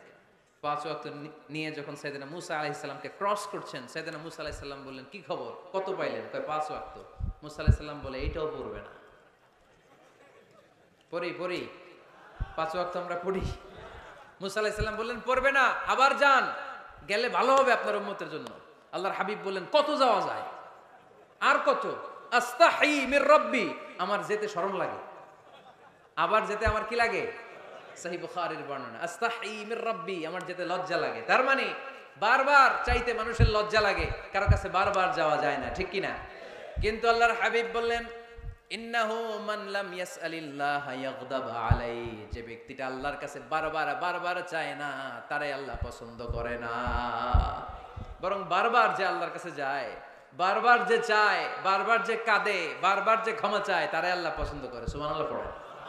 এজন্য দুনিয়ার নিয়মের উল্টো, দুনিয়ায় বারবার যাওয়া যায় না, দুনিয়ার বুকে বারবার চাওয়া যায় না, কিন্তু আল্লাহর কাছে বারবার গেলে, বারবার চাইলে আল্লাহ এই বান্দার উপর বেশি খুশি হয়ে যায়। সুবহানাল্লাহ পড়ে। 24/7, সব সময়, সপ্তাহের 7 দিন, দিনের 24 ঘন্টা, মাসের 30 দিন আপনারে ক্ষমা করার জন্য আল্লাহ বসে আছে। কিন্তু ক্ষমাটা চাওয়ার সময়টা আমাদের নাই। শেষ রাতে প্রথম আকাশে আল্লাহ মনোনিবেশ করে ডাকতে থাকেন, আলামিন মুস্তাগফিরিন আগফির আলা, কার ক্ষমা লাগবে ক্ষমা চাও, ক্ষমা করে দেব। আলামিন মুস্তারজিকিন আরজুকালা, কার রিজিকের দরকার রিজিক দিয়ে দেব। আলামিন মুস্তাকসিন আকসুলা, কার নতুন ড্রেস দরকার, I will give you the new dress, তোমার নতুন জামা দিয়ে দেব। কার চাকরি দরকার, চাকরি চাও, চাকরি দিয়ে দেব। কার বিয়ে হচ্ছে না, আমার কাছে চাও, সুন্দরী বউয়ের ব্যবস্থা করে দেব। ওই যে কয় সুবহানাল্লাহ, এটা কমন পড়ছে সবার না? চাইতে হবে, সবটাই চাইতে হবে। দেহার মালিক কে? মনে রাখবেন, নেককার স্ত্রী আর নেককার সন্তান আল্লাহর কাছে চাইতে হয়। সাইয়েদনা ইব্রাহিম আলাইহিস সালাম নেককার সন্তানের জন্য দোয়া করেছেন, জাকারিয়া আলাইহিস সালাম নেককার সন্তান পাওয়ার জন্য দোয়া করেছেন। ইয়াংদের দোয়াগুলোর মধ্যে বিশেষ দোয়া তো হবে এইটাই, ঠিক কি না? যে আল্লাহ তুমি আমাকে নেককার, রূপবতী, গুণবতী একটা স্ত্রী দাও। স্ত্রী যদি ভালো হয় ঘরটা জান্নাত, স্ত্রী যদি খারাপ হয় ঘরের ভিতরে দ্বিতীয় বিশ্বযুদ্ধ, ঠিক কি না? A timely marriage is very important for the young society of Bangladesh. সময় মতো বিয়ে, এটা সব জায়গায় আমি বলি। ছেলের বাবা যারা আছেন, মেয়ের বাবা যারা আছেন, ওদের দুঃখগুলো একটু বুঝেন। ওরা অনেক দুঃখে আছে, কষ্টে আছে, বুক ফাটে তো মুখ ফুটে না, ঠিক কি না? বিয়ের চেয়ে ভালো কাজ হয় না, বিয়ের চেয়ে ভালো কাজ হতে পারে না। এই যে উঠতি বয়সের ছেলে মেয়েরা বর্তমানে ফাস্টেস্ট ওয়ার্ল্ডে যেভাবে ট্রেন্ড চেঞ্জ হচ্ছে, তারা তাদের যৌবনকে নষ্ট করে ফেলছে। তারা এই যে পরকীয়া, এই যে গার্লফ্রেন্ড বয়ফ্রেন্ডের যে কালচার, এগুলো আগে ছিল না, এগুলো দেশের মধ্যে এখন ঢুকছে। ওই যে চিল্লায় উঠতেছে অনেকে, দেখছেন? 100% কমন করে গেছে এদের। তো এই যৌবনের তাড়নায়, এই যে যুবক বয়সে তারা যে পাপগুলো করে, অবৈধ মেলামেশার কারণে, হারাম রিলেশনশিপের কারণে একটা পার্সেন্টেজ গুনাহ বাবা মার কাঁধেও আছে না নাই? এজন্য খবরদার, ওদেরকে যদি সময় মতো বিয়ে না দেন, ওরা যে পাপগুলো করবে এটা শুধু ওদের পাপ নয়, আপনার কাঁধেও এই পাপ বর্তায়, তাই না? এজন্য আগে আগে বিয়ে দেন, অন টাইম, টাইমলি ম্যারেজ। মসজিদে মসজিদে বিয়ে করাবেন, ছেলের বাবা মেয়ের বাবা চলে আসবে, ইজাব হবে, কবুল হবে, খেজুর নিয়ে যাবেন, 1 কেজি, বিয়ে শেষ। সহজ হয়ে গেছে না? 1 কেজি 2 কেজি খেজুর খাওয়াই দিবেন। দিস ইজ দ্য ওয়ালিমা। আল্লাহর হাবিবের যখন বেশি টাকা ছিল তিনি বেশি খাওয়াতেন। এক বিয়েতে তিনি 400 জন সাহাবীকে খাসির গোশত, উটের গোশত আর রুটি খাইয়েছেন। ওয়ালিমা, বিয়ের খাবার। সুবহানাল্লাহ পড়বেন না? আরেক বিয়েতে টাকা পয়সা নাই, এটা হচ্ছে সাফিয়া বিনতি হুয়াই ইবনে আখতাব, ইহুদি রাজকন্যাকে বিয়ে করেছিলেন খায়বার যুদ্ধের পরে। তো ফিরে আসবেন, আল্লাহর হাবিব বললেন এখানেই বিয়ে করব, মরুভূমিতে আমাদের বাসর হবে। বাসর ঘর সাজানো হলো, আল্লাহর হাবিব বাসর করলেন। সকালবেলা তিনি বেরোলেন, সাহাবারা ধরলেন, ইয়া রাসূলুল্লাহ, আগে না ওই যে রুটি খাওয়াইছিলেন, আগের বিয়েতে গোশত খাওয়াইছিলেন, এইবার কি খাওয়াবেন? আল্লাহর হাবিব বললেন এইবার তো আমার কাছে টাকা পয়সা নেই, তোমাদের কাছে কি আছে বলো? দাওয়াত খাইতে চাইয়া পড়ছে বিপদে সাহাবারা। তো সাহাবারা বললেন আমাদের কাছে কিছু নাই, কারো বাড়িতে কিছু ঘি, কারো বাড়িতে কিছু আটা, কারো বাড়িতে কিছু পনির। আল্লাহর হাবিব বললেন সব নিয়ে আসো, একটা বোলের মধ্যে রাখো, রেখে এটারে ম্যাশড করা হলো, ছাতু বানানো হলো। কি এবার আল্লাহর হাবিব বললেন সবাই হাত পাতো, সবাই হাত পাতলো। আল্লাহ রাসূল সাল্লাল্লাহু আলাইহি ওয়াসাল্লাম হাতের মধ্যে একটু ছাতু ধরাই দিলেন, বললেন এটাই বিয়ের ওলিমা। সুবহানাল্লাহ পড়বেন না? তার মানে যখন সামর্থ্য বেশি তখন ওলিমাতে খাওয়াবেনও বেশি, সামর্থ্য নাই ছাতু খাওয়াই দিবেন অথবা খেজুর খাইয়ে দিবেন। খেজুরের চেয়ে ভালো মিষ্টান্ন আর হতে পারে না। খেয়াল রাখবেন, ফলের মধ্যে আছে সুক্রোজ, ফলের যে মিষ্টিটা এটা কিন্তু বেশি ক্ষতি করে না, এটা খুব ভালো, ভেরি হেলদি। ফলের যে মিষ্টি এটারে বলে সুক্রোজ, মধুতে যে মিষ্টি এটাকে বলে ফ্রুকটুস, আর চিনিতে যে মিষ্টি এটারে বলে গ্লুকোজ। এই গ্লুকোজ বাদ দিতে হবে, বাদ দিয়ে সুক্রোজ আর ফ্রুকটুস খাইতে হবে, তাহলে সুস্থ রাখবে কে?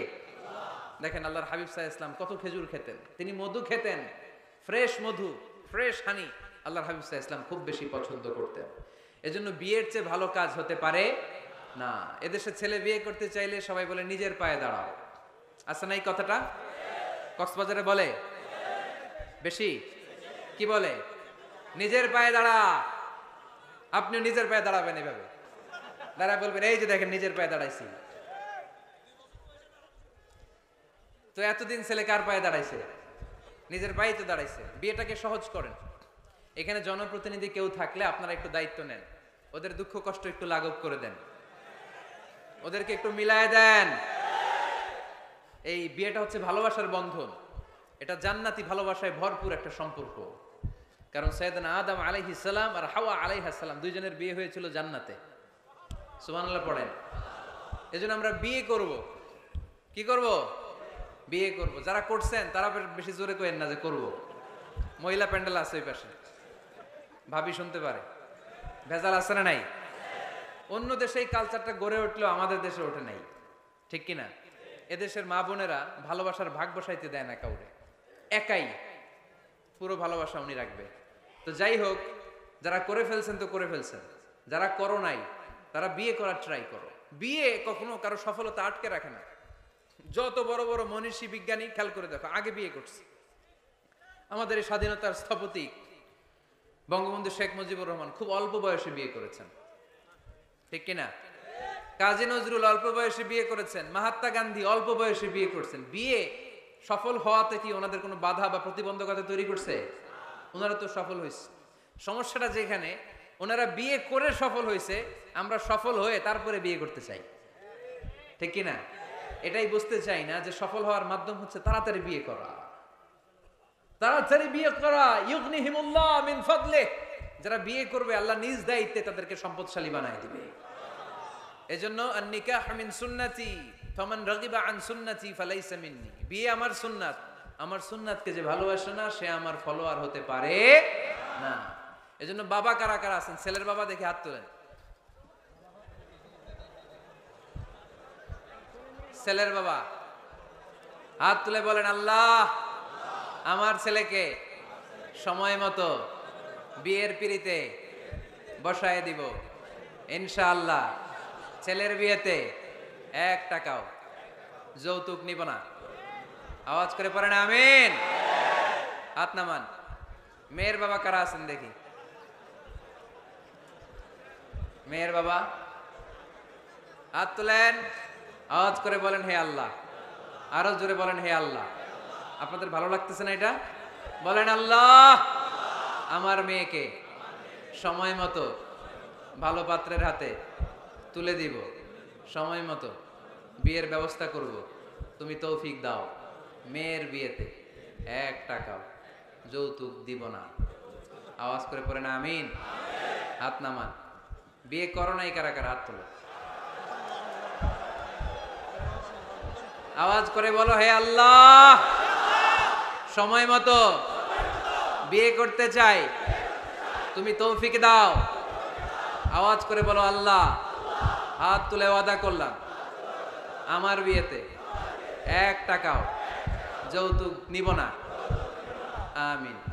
আরো জোরে বলতে হবে আমিন। মাশাআল্লাহ। হাত নামাও, হাত নামাও। এই তো সবাই খুশি, ছেলের বাবাও খুশি, মেয়ের বাবাও খুশি, পাত্ররাও খুশি, মাইকের আওয়াজ শুনে ওইদিকে পাত্রীরাও খুশি। আলহামদুলিল্লাহ। কক্সবাজারের লোকজন খুশি হয়ে গেছে খুব। দেখছেন বিয়েটা যে ভালো জিনিস এটা তার প্রমাণ। বিয়ের কথা বললেই আনন্দ আসে, মুখে হাসি হাসে, প্রাণের মধ্যে উচ্ছ্বাস জাগে, ঠিক কি না? তাযাওয়াজু আল ওয়াদুদ আল ওয়ালুদ ফাইন্নী মুকাসিরুন বিকুম আল উমাম। সুন্দরী নারী দেখে, যে নারী বেশি সন্তান জন্ম দিতে পারে এরকম মেয়ে দেখে বিয়ে করো। বেশি সন্তান তোমরা নাও, কেননা আমার বেশি উম্মত হলে কিয়ামতের দিন আমি আমার উম্মতকে নিয়ে গর্ব করে দাঁড়িয়ে যাব। আল্লাহর হাবিব বললেন 1000 কোটি লোক আমার উম্মত। আল্লাহু আকবার। তাহলে বিয়েতে কোনো অকল্যাণ নাই। চেয়ারম্যান সাহেব যদি থাকেন, এমপি সাহেব যদি শুনে থাকেন, আপনি এই জন্য তো কথাবার্তা কয় না, চুপচাপ করে বসে আছে। কি নাম ভাইয়ের? টিপু সুলতান। মাশাআল্লাহ। টিপু ভাই, আপনি এই ব্যবস্থাটা নিবেন, আপনার দায়িত্বে, আপনার দায়িত্বে এই অভাগাগুলার রেখে গেলাম, ব্যবস্থা করে দিয়েন, সহজ করে দিবেন, সহজ করে দিয়েন। ছেলে যদি মেয়েকে পছন্দ করে, মেয়ে যদি ছেলেকে পছন্দ করে, ছেলে যদি নামাজি হয়, মেয়ে যদি ভদ্র হয়, বাদ সাধবেন না, ঝামেলা করবেন না, বিয়ে দিয়ে দেন, কল্যাণ আসরা নাই। এজন্য বিয়েটাকে সহজ করবেন। যে সমাজে বিয়ে সহজ, ওই সমাজে জিনা কঠিন। যেই সমাজে জিনা সহজ, ওই সমাজে বিয়ে কঠিন। আমার দেশে জিনা করা সহজ না কঠিন? বিয়ে করা, বিয়ে করতে এই লাগে ওই লাগে, ব্যাংক ব্যালেন্স লাগে, ফ্ল্যাট লাগে, 10 লক্ষ টাকা মোহরানা লাগে। জিনা করতে কিচ্ছু লাগে না, তুমি আমি রাজি হইলে হয়ে যায়, ঠিক কি না? এটাই বাস্তবতা, চরম বাস্তবতা। This is the real crisis of the young society of Bangladesh. এদেশের ইয়াং ছেলেরা এই ক্রাইসিসে আছে, ওদের কথা কেউ কইতে পারে না। এজন্য ওদের পক্ষ হয়ে আমি একটু বলি। বাবারা, ছেলের বাবারা, মেয়ের বাবারা, বিষয়টা একটু খেয়াল করবেন। আল্লাহ আমাদের সবাইকে কথাগুলো বুঝার, আমল করার তৌফিক দান করুন। এজন্য ভুল যদি হয়ে যায়, ক্ষমা চাইবে একজনের কাছে, তিনি কে? আল্লাহ বলেন, যখনই ক্ষমা চাইবা তখনই আমি ক্ষমার জন্য রাজি। শুধু দুইটা সময় মানুষের ক্ষমা আর তাওবা কবুল করা হয় না। আওয়াজ করে বলতে হবে কয়টা? এক হলো বাদাল গরা, যখন গরগরানি শুরু হয়ে যায়। একজন মানুষের হায়াত যখন ফুরিয়ে যায়, মালাকুল মাউত তখন তার রুহু ধরে টান মারে, তার গলায় গরগর গরগর শব্দ হয়। তখন যদি আল্লাহর কাছে সে তওবা করে, ওই তওবা কবুল হবে। সময় তো শেষ, দ্য গেম ইজ ফাইনাল, শেষ। আপনি মালাকুল মাউতকে দেখে ফেলছেন, আলামুল বারজাক দেখতে শুরু করেছেন, এখন কিসের তওবা? টাইম নাই, নো চান্স। এ হচ্ছে নাম্বার 1। নাম্বার 2 হচ্ছে বাদা তুলুই শামসি মিন মাগরিবিহা, কিয়ামতের আগে সূর্য আর পূর্ব দিক থেকে উদিত হবে না, এটা পশ্চিম দিক থেকে উদিত হবে। সূর্য যেদিন পশ্চিম দিক থেকে উদিত হবে, ওই দিন থেকে তওবার দরজা, তওবার চ্যাপ্টারকে বন্ধ করে দিবে কে? আল্লাহ। এছাড়া যে কোনো মুহূর্তে 24/7 আপনি ভুল করেই ক্ষমা চাইলে মাফ করে দিবে কে? শয়তান বলে, আল্লাহ আপনি আমারে জাহান্নামী বানালেন, আমিও দেখে নেব কেমন করে আপনি আপনার বান্দাদেরকে জান্নাতে ঢুকান। ফাবিমা আগওয়াইতানি লা আকউদান্না লাহুম সিরাতাকাল মুস্তাকিম সুম্মা লাআতিয়ান্নাহুম মিন বাইনি আইদিহিম ওয়া মিন খালফিহিম ওয়া আন আইমানিহিম ওয়া আন শামাইলিহিম ওয়া লা তাজিদু আকসারাহুম শাকিরিন।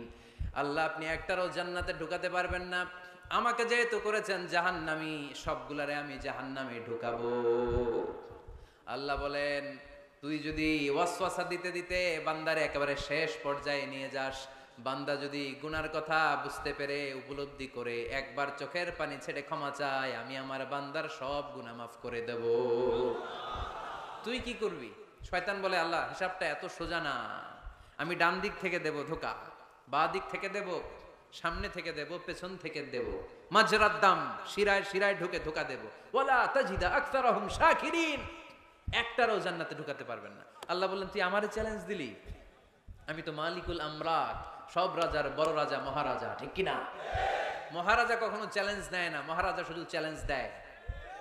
তুই আমারে চ্যালেঞ্জ দিলি, ওকে ফাইন, ডান, আমিও তোর চ্যালেঞ্জ দিলাম। ওয়া ইজ্জতি ওয়া জালালি ওয়া ইরতিফাই মাকানি, আমার ইজ্জতের কসম, আমার জালালিয়াতের কসম, আমার ক্ষমতার কসম, তুই আজীবন ওয়াসওয়াসা দিতে দিতে গোমরা বানাবি, পাপ কাজ করাবি, কিন্তু একদিন যদি সে অনুতপ্ত হয়ে আমার কাছে ক্ষমা চায়, আমি জীবনের সব গুনাহ মাফ করে দেব। এক ফোঁটা চোখের পানি ছেড়ে আমার কাছে কাঁদলে আমি ক্ষমা করে দেব, বান্দাটারে জান্নাতি বানায় দেব। তুই কি করবি? আমি মাফ করব, তুই কি করবি? সুবহানাল্লাহ পড়তে পারলেন না? তওবার কারিশমা বুঝতে পেরেছেন ভাইয়েরা? তওবা করতে রাজি আছেন সবাই? প্রত্যেক সালাতের পরে আমরা তওবা করব, রাজি আছেন? আল্লাহর হাবিব সাল্লাল্লাহু আলাইহি ওয়াসাল্লাম সালাম ফেরানোর পরে পড়তেন আল্লাহু আকবার, এরপর পড়তেন আস্তাগফিরুল্লাহ, আস্তাগফিরুল্লাহ, আস্তাগফিরুল্লাহ। সারাটা দিন তিনি আস্তাগফিরুল্লাহ পড়তেন। সকালবেলা পড়তেন, দুপুরে পড়তেন, বিকেলে পড়তেন, মাঝরাতে ঘুম ভেঙে গেলে পড়তেন। শুধুমাত্র কেবলমাত্র একমাত্র যখন টয়লেটে ঢুকতেন তখন পড়তে পারতেন না, এজন্য টয়লেট থেকে বের হয়ে সর্বপ্রথম তিনি ক্ষমা চেয়ে নিতেন।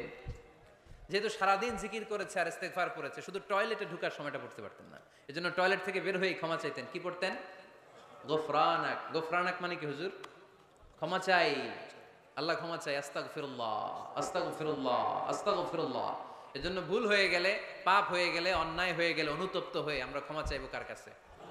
আরো জোরে বলেন, কার কাছে? তাহলে মুমিন বান্দার প্রথম গুণ কি? আত্তাইবুনা। আওয়াজ করে বলেন, প্রথম গুণ কি? মনে থাকবে নাকি ভুলে যাবেন? 2 নাম্বার গুণ আল আবিদুনা। সবাই বলেন আল আবিদুনা। আওয়াজ করে পড়তে হবে, আল আবিদুনা মানে মুমিন বান্দারা ইবাদত করবে একজনের, তিনি কে? ইবাদতের জন্য আমাদেরকে তৈরি করেছে কে? ওয়ামা খালাকাতুল জিন্না ওয়াল ইনসা ইল্লা লিয়াবুদুন। আল্লাহ বললেন, আমি জিন জাতি আর মানব জাতি, 2 জাতিকে তৈরি করেছি আমার ইবাদতের জন্য। কিসের কথা? আমাদের এসপি স্যার বলছে রাস্তায় একদম জ্যাম স্যার, একদম কক্সবাজারে তো ওদিক দিয়ে ওই যে আমাদের আপনি একটু বসেন বসেন বসেন, ভালো কথা বলতেছে, বসেন, না বুঝে হই হই বসেন।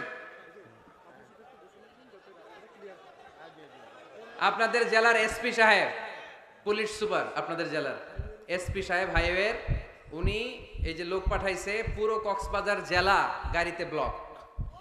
আমি তো শহর থেকে আসছি, আমি কক্সবাজার শহর থেকে আসছি, আমি দেখেছি এই ছেলেপেলারা যদি ধাক্কাধাক্কি করে আমার গাড়ি না আনতো, ফারুক ভাইয়ের গাড়ি এখান দিয়ে ঢুকতো না। তো এসপি সাহেব আশঙ্কা করছে যে অনেক ঝামেলা হতে পারে, এজন্য যারা যত্রতত্র গাড়ি পার্কিং করেছেন তারা যেন গাড়িগুলোকে সরায় ফেলেন, এই ঘোষণাটা আসছে ওখান থেকে। এজন্য উল্টাপাল্টা যদি কেউ পার্কিং করে থাকেন, রাস্তায় যদি কেউ জ্যাম লাগায় থাকেন, নিজ দায়িত্বে আপনি আপনার লেনে থাকবেন।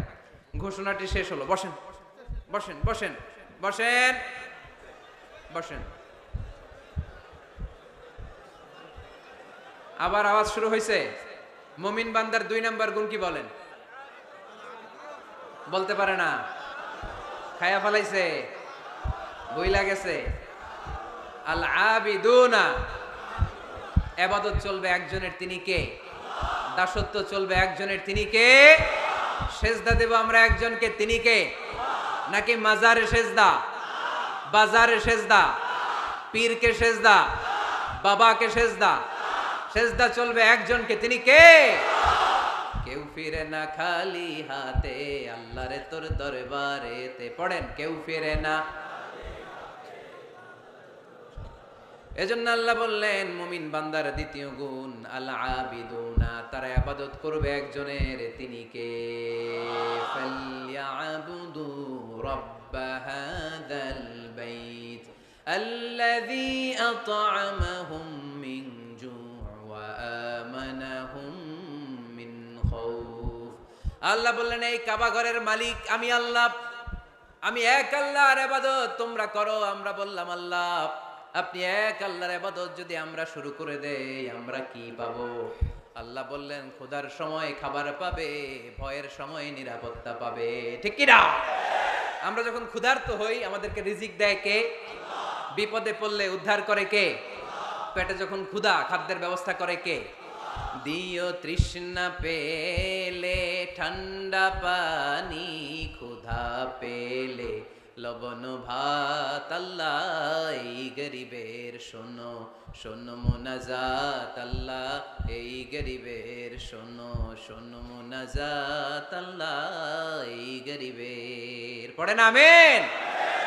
এই কাবা ঘরের রবের যদি ইবাদত করো, আল্লাযী আত'আমাহুম মিন জু', যখন তোমরা ক্ষুধার্ত থাকবে তোমাদেরকে রিজিক দিবে কে? ওয়া আমানাহুম মিন খাউফ, বিপদের সময় নিরাপত্তা দিবে কে? এজন্য মুমিন বান্দার দ্বিতীয় গুণ আল আবিদুনা, সব সময় ইবাদত করে কার? মুমিনের ইবাদত হবে শুধুমাত্র আল্লাহর। এই দুনিয়ায় যত নবী এসেছেন সব নবীরা আমাদেরকে এক আল্লাহর গোলাম বানাতে চেয়েছেন, ঠিক কি না? সব নবীদের একটা মিশন ছিল, সব নবীদের একটা ভিশন ছিল, সব নবীদের একটা স্লোগান ছিল, ইয়া কওমি ইবুদুল্লাহা মা লাকুম মিন ইলাহিন গায়রুহু আফালা তাত্তাকুন। ও আমার কওমের লোকেরা, কেন তোমরা এক আল্লাহর ইবাদত করো না? কেন তার পায়ে সেজদায় লুটিয়ে পড়ো না? সেজদা দিতে হয় একজনকে, তিনি কে? আল আবিদুনা।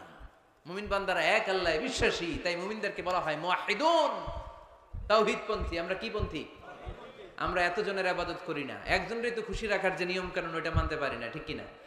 হিন্দু ভাইরা অনেক দেবতার পূজা করে, কি করে না? আমি অনেক হিন্দু ভাইকে জিজ্ঞেস করেছি কাকে মানো, অনেকগুলো আছে, সবার নামও জানি না।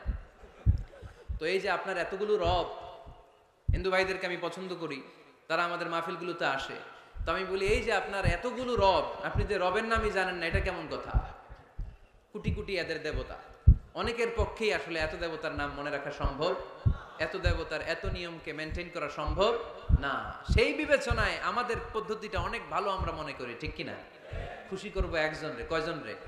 One can not please everybody. একজন সবাইরে খুশি রাখতে পারে না। আমি আপনাদের সবার মন রক্ষা করে চলতে পারবো? যদি এমন হয় যে এই একজনের মন রক্ষা করবেন, এটা আমার জন্য সহজ না। এজন্য আমরা এতজনের ইবাদত করি না, আমরা ইবাদত করি কয়জনের? কুল হুয়াল্লাহু আল্লাহুস লাম ইয়ালিদ ওয়া লাম ইউলাদ ওয়া লাম ইয়াকুল লাহু আহাদ। তিনি এক, অদ্বিতীয়, তিনি একক, তার কোনো শরীক নাই। ওই একক সত্তার ইবাদতের নামই হচ্ছে আল আবিদুনা। চিল্লায় পড়েন ঠিক কি না? মুমিন বান্দার 2 নাম্বার গুণ আল আবিদুনা, ইবাদত করবে আল্লাহর। অনেকে মনে করে শুধু নামাজ পড়া ইবাদত, অনেকে মনে করে শুধু জিকির করা ইবাদত, অনেকে মনে করে রমাদানে রোজা রাখা ইবাদত, অনেকে মনে করে হজের সময় হজ করাই শুধু ইবাদত। আছে না নাই? না, শুধু এগুলো ইবাদত নয়। যে কাজে আল্লাহ খুশি, খেয়াল রাখবেন, যে কাজে মানবতার কল্যাণ হয় তার সবটাই ইবাদত। সুবহানাল্লাহ পড়েন।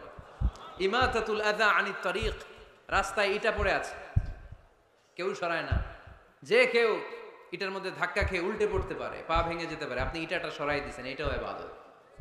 সুবহানাল্লাহ পড়বেন না?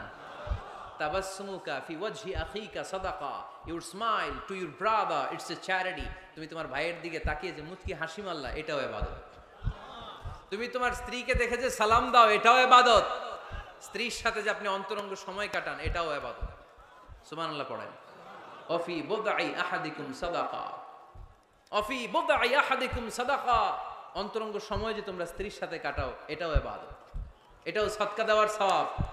আল্লাহর হাবিব যখন কথা বললেন, সাহাবারা অবাক। সাহাবারা বলতে শুরু করলো, ইয়া হাবিব আল্লাহ, এটা কেমন কথা? স্ত্রীর সাথে আমরা অন্তরঙ্গ মুহূর্ত কাটাবো, এটাতেও সওয়াব হয়। আল্লাহর হাবিব বললেন, এই অন্তরঙ্গ মুহূর্ত স্ত্রীর সাথে না কাটিয়ে যদি পরকিয়া করতা, গুনাহ আছে না নাই? তাহলে এই সময়টা যদি স্ত্রীর সাথে কাটাও, প্রতি মুহূর্তে তোমার আমলনামায় সওয়াব দিয়ে ভরে দিবে কে? আল আবিদুনা, এটা ইবাদত। বৃক্ষরোপণ কর্মসূচি, এর চেয়ে বড় ইবাদত হতে পারে? আল্লাহ এই গাছগুলোর ওসিলায় আমাদেরকে বাঁচিয়ে রেখেছে, ঠিক কিনা? আমরা যে গ্যাসটা নিয়ে শ্বাস নেই, এটার নাম কি? অক্সিজেন। ছাড়ি কোনটা? Carbon die oxide. তো এই যে অক্সিজেন নেই, এটা আসে কোথা থেকে? গাছ থেকে। গাছ লাগান, পরিবেশ বাঁচান। গাছ লাগান, পরিবেশ বাঁচান। এই গাছ লাগানোর চেয়ে বড় ইবাদত হতে পারে না। আপনি গোটা মানব সভ্যতাকে বাঁচালেন, ঠিক কিনা? একজনকে যদি আপনি বাঁচান, কেমন যেন গোটা বিশ্বের সবাইকে আপনি বাঁচালেন। এজন্য গাছ লাগানোর চেয়ে ভালো ইবাদত হতে পারে না। ঋণ দেয়া, এর চেয়ে ভালো ইবাদত আর হতে পারে? দুইজনের মধ্যে ঝগড়া, মিলিয়ে দেয়া, পারবেন না মিলাই দিতে? নাকি একটু লাগাই দিবেন? আরো কি করবেন? মিলাই দিবেন। এরা যে বলবেন, আরে ভাই উনি তো আপনার সালাম দিছে, এ বলবে ঘটনা কি? 2 মাস ধরে কথা কয় না, সালাম দিল, এটা আবার কেমন কথা? তার একটু আঁকা হইলেই একে দেখে মুচকি হেসে দিবে, ও ওর দেখে সালাম দিয়ে দিবে, ঠিক কিনা? মাঝখানে আপনার আমলনামাটা ভারী করে দিবে কে? আল আবিদুনা ইবাদত। রক্ত দিবেন, রক্তদান কর্মসূচি, ব্লাড ডোনেশন প্রজেক্ট, এর চেয়ে বড় ইবাদত হতে পারে? জীবনে একবারও রক্ত দেন না এরকম আছেন? হাত তোলার দরকার নাই। রক্ত দিছেন কারা কারা দেখি? কি জন্য দিছেন? জাতির জন্য? আমরা তো রক্ত জাতির জন্য দেই অনেক সময়, হ্যাঁ, সওয়াবের জন্য। হাত নামান, মাশাআল্লাহ। বাকিরাও দিয়েন। খুব বেশি অসুস্থতা, ভয়ঙ্কর রোগের জটিলতা এগুলো না থাকলে প্রতি 4 মাস 6 মাস অন্তর অন্তর আপনি রক্ত দিতে পারেন। যদি আপনি রক্ত না দেন, আপনার দেহের যে ব্লাড সেলগুলো আছে, প্রত্যেক 4 মাস 6 মাস অন্তর অন্তর এগুলো এমনি ভেঙে যায়, ভেঙে নতুন সেল গঠন হয়। আপনি দিলে একজন বাঁচত, না দিলে এগুলো এমনি নষ্ট হয়ে যায়। সুবহানাল্লাহ পড়বেন না? রক্ত দেওয়ার মতো ভালো কাজ হতে পারে? মানুষ বাঁচানোর মতো? প্রায় দেখবেন ফেসবুকে বা টিভিতে বিভিন্ন সোশ্যাল মিডিয়াগুলোতে নিউজ আসে, একজন মুমূর্ষু রোগীকে বাঁচাতে রক্তের প্রয়োজন, রক্তের গ্রুপ এ পজিটিভ, কোনো সহৃদয়বান ব্যক্তি যদি থাকেন তাহলে রক্ত দিয়ে আমাদেরকে সাহায্য করবেন, এরকম ঘোষণা আছে না নাই? আমরা এগুলোকে এড়িয়ে যাই, আমরা সাহায্য করতে চাই না। আপনি যদি রক্ত দেন, জীবন বাঁচান, এর চেয়ে বড় ইবাদত আর হতে পারে? আপনি যদি নলকূপ স্থাপন করে দেন, হাজার হাজার পথিক এই নলকূপের পানি খেয়ে তৃষ্ণা নিবারণ করবে, এটাও ইবাদত, ঠিক কিনা? এজন্য মুমিন বান্দার দ্বিতীয় গুণ আল আবিদুনা, মুমিন বান্দা একজনের খুশির জন্য ইবাদত করে, তিনি কে? আমরা সব করি কার খুশির জন্য? এজন্য আল্লাহ বললেন, কুল ইন্না সলাতি ওয়া নুসুকি ওয়া মাহইয়ায়া ওয়া মামাতি লিল্লাহি রাব্বিল আলামিন। ও নবী, আপনি বলে দেন, নিশ্চয় আমার নামাজ, আমার রোজা, আমার হজ, আমার যাকাত, আমার জীবন, আমার মরণ একজনের জন্য, তিনি কে? সবকিছু হবে মুমিনের একজনের খুশির জন্য, তিনি হচ্ছেন আমাদের আল্লাহ। এজন্য মুমিন বান্দার 2 নাম্বার গুণ আল আবিদুন, মুমিন সবসময় ইবাদত করে কার জন্য? 3 নাম্বার গুণ হচ্ছে আল হামিদুনা। 3 নাম্বার গুণ কি? সবাই বলেন, আরো জোরে বলেন। পিছনের ভাইদের কষ্ট হচ্ছে অনেক না? আওয়াজ করে পড়েন, আল হামিদুনা, মানে প্রশংসা একজনের, তিনি কে? সবকিছু প্রশংসা করে কার? চাঁদ সূর্য প্রশংসা করে কার? আকাশ জমিন প্রশংসা করে কার? বৃক্ষরাজিগুলো প্রশংসা করে কার? এজন্য আল্লাহ বললেন, সাব্বাহা লিল্লাহি মা ফিস সামাওয়াতি ওয়া মা ফিল আরদি ওয়া হুয়াল আজিজুল হাকীম। নবমণ্ডল ভূমণ্ডল যেখানেই যা আছে, আকাশ জমিনের সবকিছু তাসবিহ পড়ে একজনের, তিনি কে? ওয়া ইম মিন শাইইন ইল্লা ইউসাব্বিহু বিহামদিহি ওয়ালাকিন লা তাফকাহুনা তাসবিহাহুম। নবমণ্ডল ভূমণ্ডল আকাশ বাতাসে যেখানেই যেটা আছে সবকিছু তাসবিহ পড়ে একজনের, কিন্তু তাদের তাসবিহের ভাষা তোমরা বোঝো না। সুবহানাল্লাহ পড়ে। গাছগুলো তাসবিহ পড়ে কার? শুনতে পাই, শুনতে পাই আমরা। পাখিগুলো জিকির করে কার? শুনতে পাই, কারণ ওই কান আমাদের নাই। ওই কান যাদের আছে তারা শুনতে পায়। সুবহানাল্লাহ পড়েন। পাখিরা যায় উড়ে যায় আকাশের ওই নীলিমায়, নদীরা যায় ছুটে যায় সাগরের ওই মোহনায়। পাখ পাখালি আর সাগরে নদী, পাখ পাখালি আর সাগরে নদী, কার গুণগান গায়। আল্লাহু আল্লাহ, আল্লাহু আল্লাহ, আল্লাহর গুণগান গায়। পড়েন, আল্লাহু আল্লাহ, আল্লাহু আল্লাহ, আল্লাহর গুণগান গায়। চিল্লায় পড়েন সুবহানাল্লাহ। তাহলে প্রশংসা চলবে একজনের, তিনি কে? শুরুতেই বলেছি, আল্লাহর প্রশংসা করে কখনো কোনোদিন শেষ করা যাবে। এজন্য মুমিন বান্দার 3 নাম্বার গুণ হচ্ছে আল হামিদুনা। 3 নাম্বার কি? হামিদুনা। প্রতিদিন সালাতের শুরুতে সূরা ফাতিহাতে আমরা এই প্রশংসার ঘোষণা দেই, আমরা পড়ি আলহামদুলিল্লাহি রাব্বিল আলামিন। সকল প্রশংসার মালিক ওই আল্লাহ, যিনি হচ্ছেন রব্বুল আলামিন, গোটা বিশ্বের যিনি রব। চাওয়ার আগে যিনি দিয়ে দেয় তার নাম রব। যার যখন যেটা যতটুকু লাগে তাকে তখন সেটা ততটুকু ফরিয়াদ করার আগেই যিনি দিয়ে দেয় তার নাম রব। আমরা ওই রবের প্রশংসা করি, আমরা পড়ি আলহামদু। কি পড়ি? আলহামদু, মানে সকল প্রশংসা। আল্লাহর হাবিব সাল্লাল্লাহু আলাইহি ওয়াসাল্লাম কিয়ামতের দিন একটা পতাকা ধরে রাখবেন এইভাবে, ওই পতাকার মধ্যে লেখা থাকবে আলহামদু। কি লেখা থাকবে? এটাকে বলে লিওয়াউল হামদ, হামদের পতাকা। কারণ এই পৃথিবীতে আল্লাহ তাআলার সবচাইতে বেশি প্রশংসা যিনি করেছেন তার নাম মুহাম্মদ সাল্লাল্লাহু আলাইহি ওয়াসাল্লাম। মুহাম্মদ মানে প্রশংসিত। আবার ওনার আরেকটা নাম হলো আহমদ। আহমদ মানে যিনি সবচাইতে বেশি প্রশংসা করে, ঠিক কিনা? আবার কিয়ামতের দিন সবচেয়ে বেশি প্রশংসার নমুনা স্বরূপ প্রশংসার পতাকা নিয়ে তিনি দাঁড়িয়ে থাকবে। প্রশংসার পতাকা নিয়ে বিশ্বনবী জান্নাতীদেরকে নিয়ে ছুটবেন জান্নাতের দিকে। এক হাতে পতাকা, আরেক হাতে জান্নাতে নক করবেন। নক করার সাথে সাথে খাজিনুল জান্নাহ, জান্নাতের রক্ষী ফেরেশতা বলবে, মান আনতা, তুমি কে? আল্লাহর হাবিব বলবেন, আনা মুহাম্মদ, আমি মুহাম্মদ সাল্লাল্লাহু আলাইহি ওয়াসাল্লাম। জান্নাতের ফেরেশতারা বলবে, ঠিক আছে, আপনার জন্যই খুলতে বলা হয়েছে, আর আমাদেরকে এই নির্দেশ দিয়ে দেয়া হয়েছে যে আপনি ছাড়া কারো জন্য যেন এই জান্নাতের দরজা আমরা না খুলি, আপনার জন্যই যেন এই দরজা খোলা হয়। পড়েন সুবহানাল্লাহ। এজন্য প্রশংসা চলবে একজনের, তিনি কে? আল্লাহর প্রশংসা করে শেষ করা যাবে? মুমিনদের বৈশিষ্ট্য, সব সময় আল্লাহর প্রশংসা করে। মুমিন সব সময় পড়ে আলহামদুলিল্লাহ। সব সময় কি পড়ে? আলহামদুলিল্লাহ। সুখ আছে আলহামদুলিল্লাহর ভিতরে। সুখ আছে কিসের ভিতরে? আওয়াজ করে সবাই পড়েন তো আলহামদুলিল্লাহ। মুমিন বান্দার 4 নাম্বার গুণ হলো আস-সাইহুনা। 4 নাম্বার গুণ কি? আস-সাইহুন। আস-সাইহুনের 3টা তাফসীর এসেছে, আওয়াজ করে পড়েন কয়টা? তাফসীরে এসেছে আস-সাইহুন এর মানে হচ্ছে আস-সাইরুন, মানে ভ্রমণকারী। কুল সিরু ফিল আরদি ফানজুরু কাইফা কানা আকিবাতুল মুকাজ্জিবিন। জমিনের মধ্যে তোমরা ঘুরে বেড়াও, আর যারা মিথ্যাবাদী ছিল, যারা দাম্ভিক ছিল, তাদের পরিণাম কি হয়েছে তোমরা দেখে আসো। এজন্য দেখে দেখে অনেক কিছু শেখা যায়, ঠিক কি না? 10টা বই পড়ে আপনি যা শিখতে না পারবেন, 3 দিনের সফর থেকে আপনি বেশি শিখতে পারবেন, ঠিক কি না? এজন্য সফর করবেন, ঘুরতে যান, মিশরে যান, মিশরের পিরামিডে যান। এই পিরামিডের ভিতরে ফেরাউনের লাশ রাখা হয়েছিল, এখন সেখান থেকে এনে মিশরের জাদুঘরে রাখা হয়েছে। আপনি দেখলে বুঝবেন কেমন করে আল্লাহ একজন দাম্ভিক বাদশাকে শুটকির মতো বানিয়ে রাখতে পারে। ফাইম এলাকায় যান, ওখানে গেলে আপনি কারুনের ধ্বংসস্তূপ দেখতে পাবেন, যেখানে কারুনের সমুদয় সম্পদ সহ আল্লাহ জামিনের ভিতরে গেড়ে দিয়েছে। সম্পদের মালিক হয়ে সম্পদের পাহাড় বানিয়ে যারা দাম্ভিকতা দেখায়, তাদের নমুনা কি হতে পারে সেখানে আছে না নাই? আপনি জর্ডানে চলে যান, ওখানে আছে আল বাহরুল মাইয়িত, মৃত সাগর, ইংরেজিতে বলে ডেড সি, মৃত সাগর আছে না? সল্টের ডেনসিটি এত বেশি এই সাগরে, এই সাগরে কোনো মানুষ ডুবে না। আপনি ধপাস করে সাগরে পড়লে ডুববেন না, আপনি ভেসে থাকবেন, কারণ লবণের পরিমাণ খুব বেশি। এই সাগরের ভেতরে কোনো মাছ জন্মায় না, কোনো মাছ নাই, কোনো ব্যাঙ নাই, কোনো কাঁকড়া নাই, কিচ্ছু নাই, শ্যাওলাও জন্মায় না। এত লবণ, এটা গজবের জায়গা। লূত আলাইহিস সালামের কওমের লোকেরা সমকামিতা করত, ছেলে ছেলেতে বিয়ে, মেয়ে মেয়েতে বিয়ে। ইদানিং বাংলাদেশেও ঢুকতেছে এটা, নাউজুবিল্লাহ পড়বেন না? এগুলোরে ঠেকা দেওয়া যাবে? এগুলোকে রুখে দেওয়া যাবে? মুসলমান সাবধান, খুব সাবধানে থাকতে হবে। এগুলো দেখেন, এগুলো যদি আপনি দেখেন তাহলে আল্লাহর প্রতি ভয় বাড়ায় দিবে কে? তাহলে সাইহুনার প্রথম ব্যাখ্যা হচ্ছে সাইরুনা। সাইহুনার 2 নাম্বার তাফসীর হচ্ছে সাইমুনা।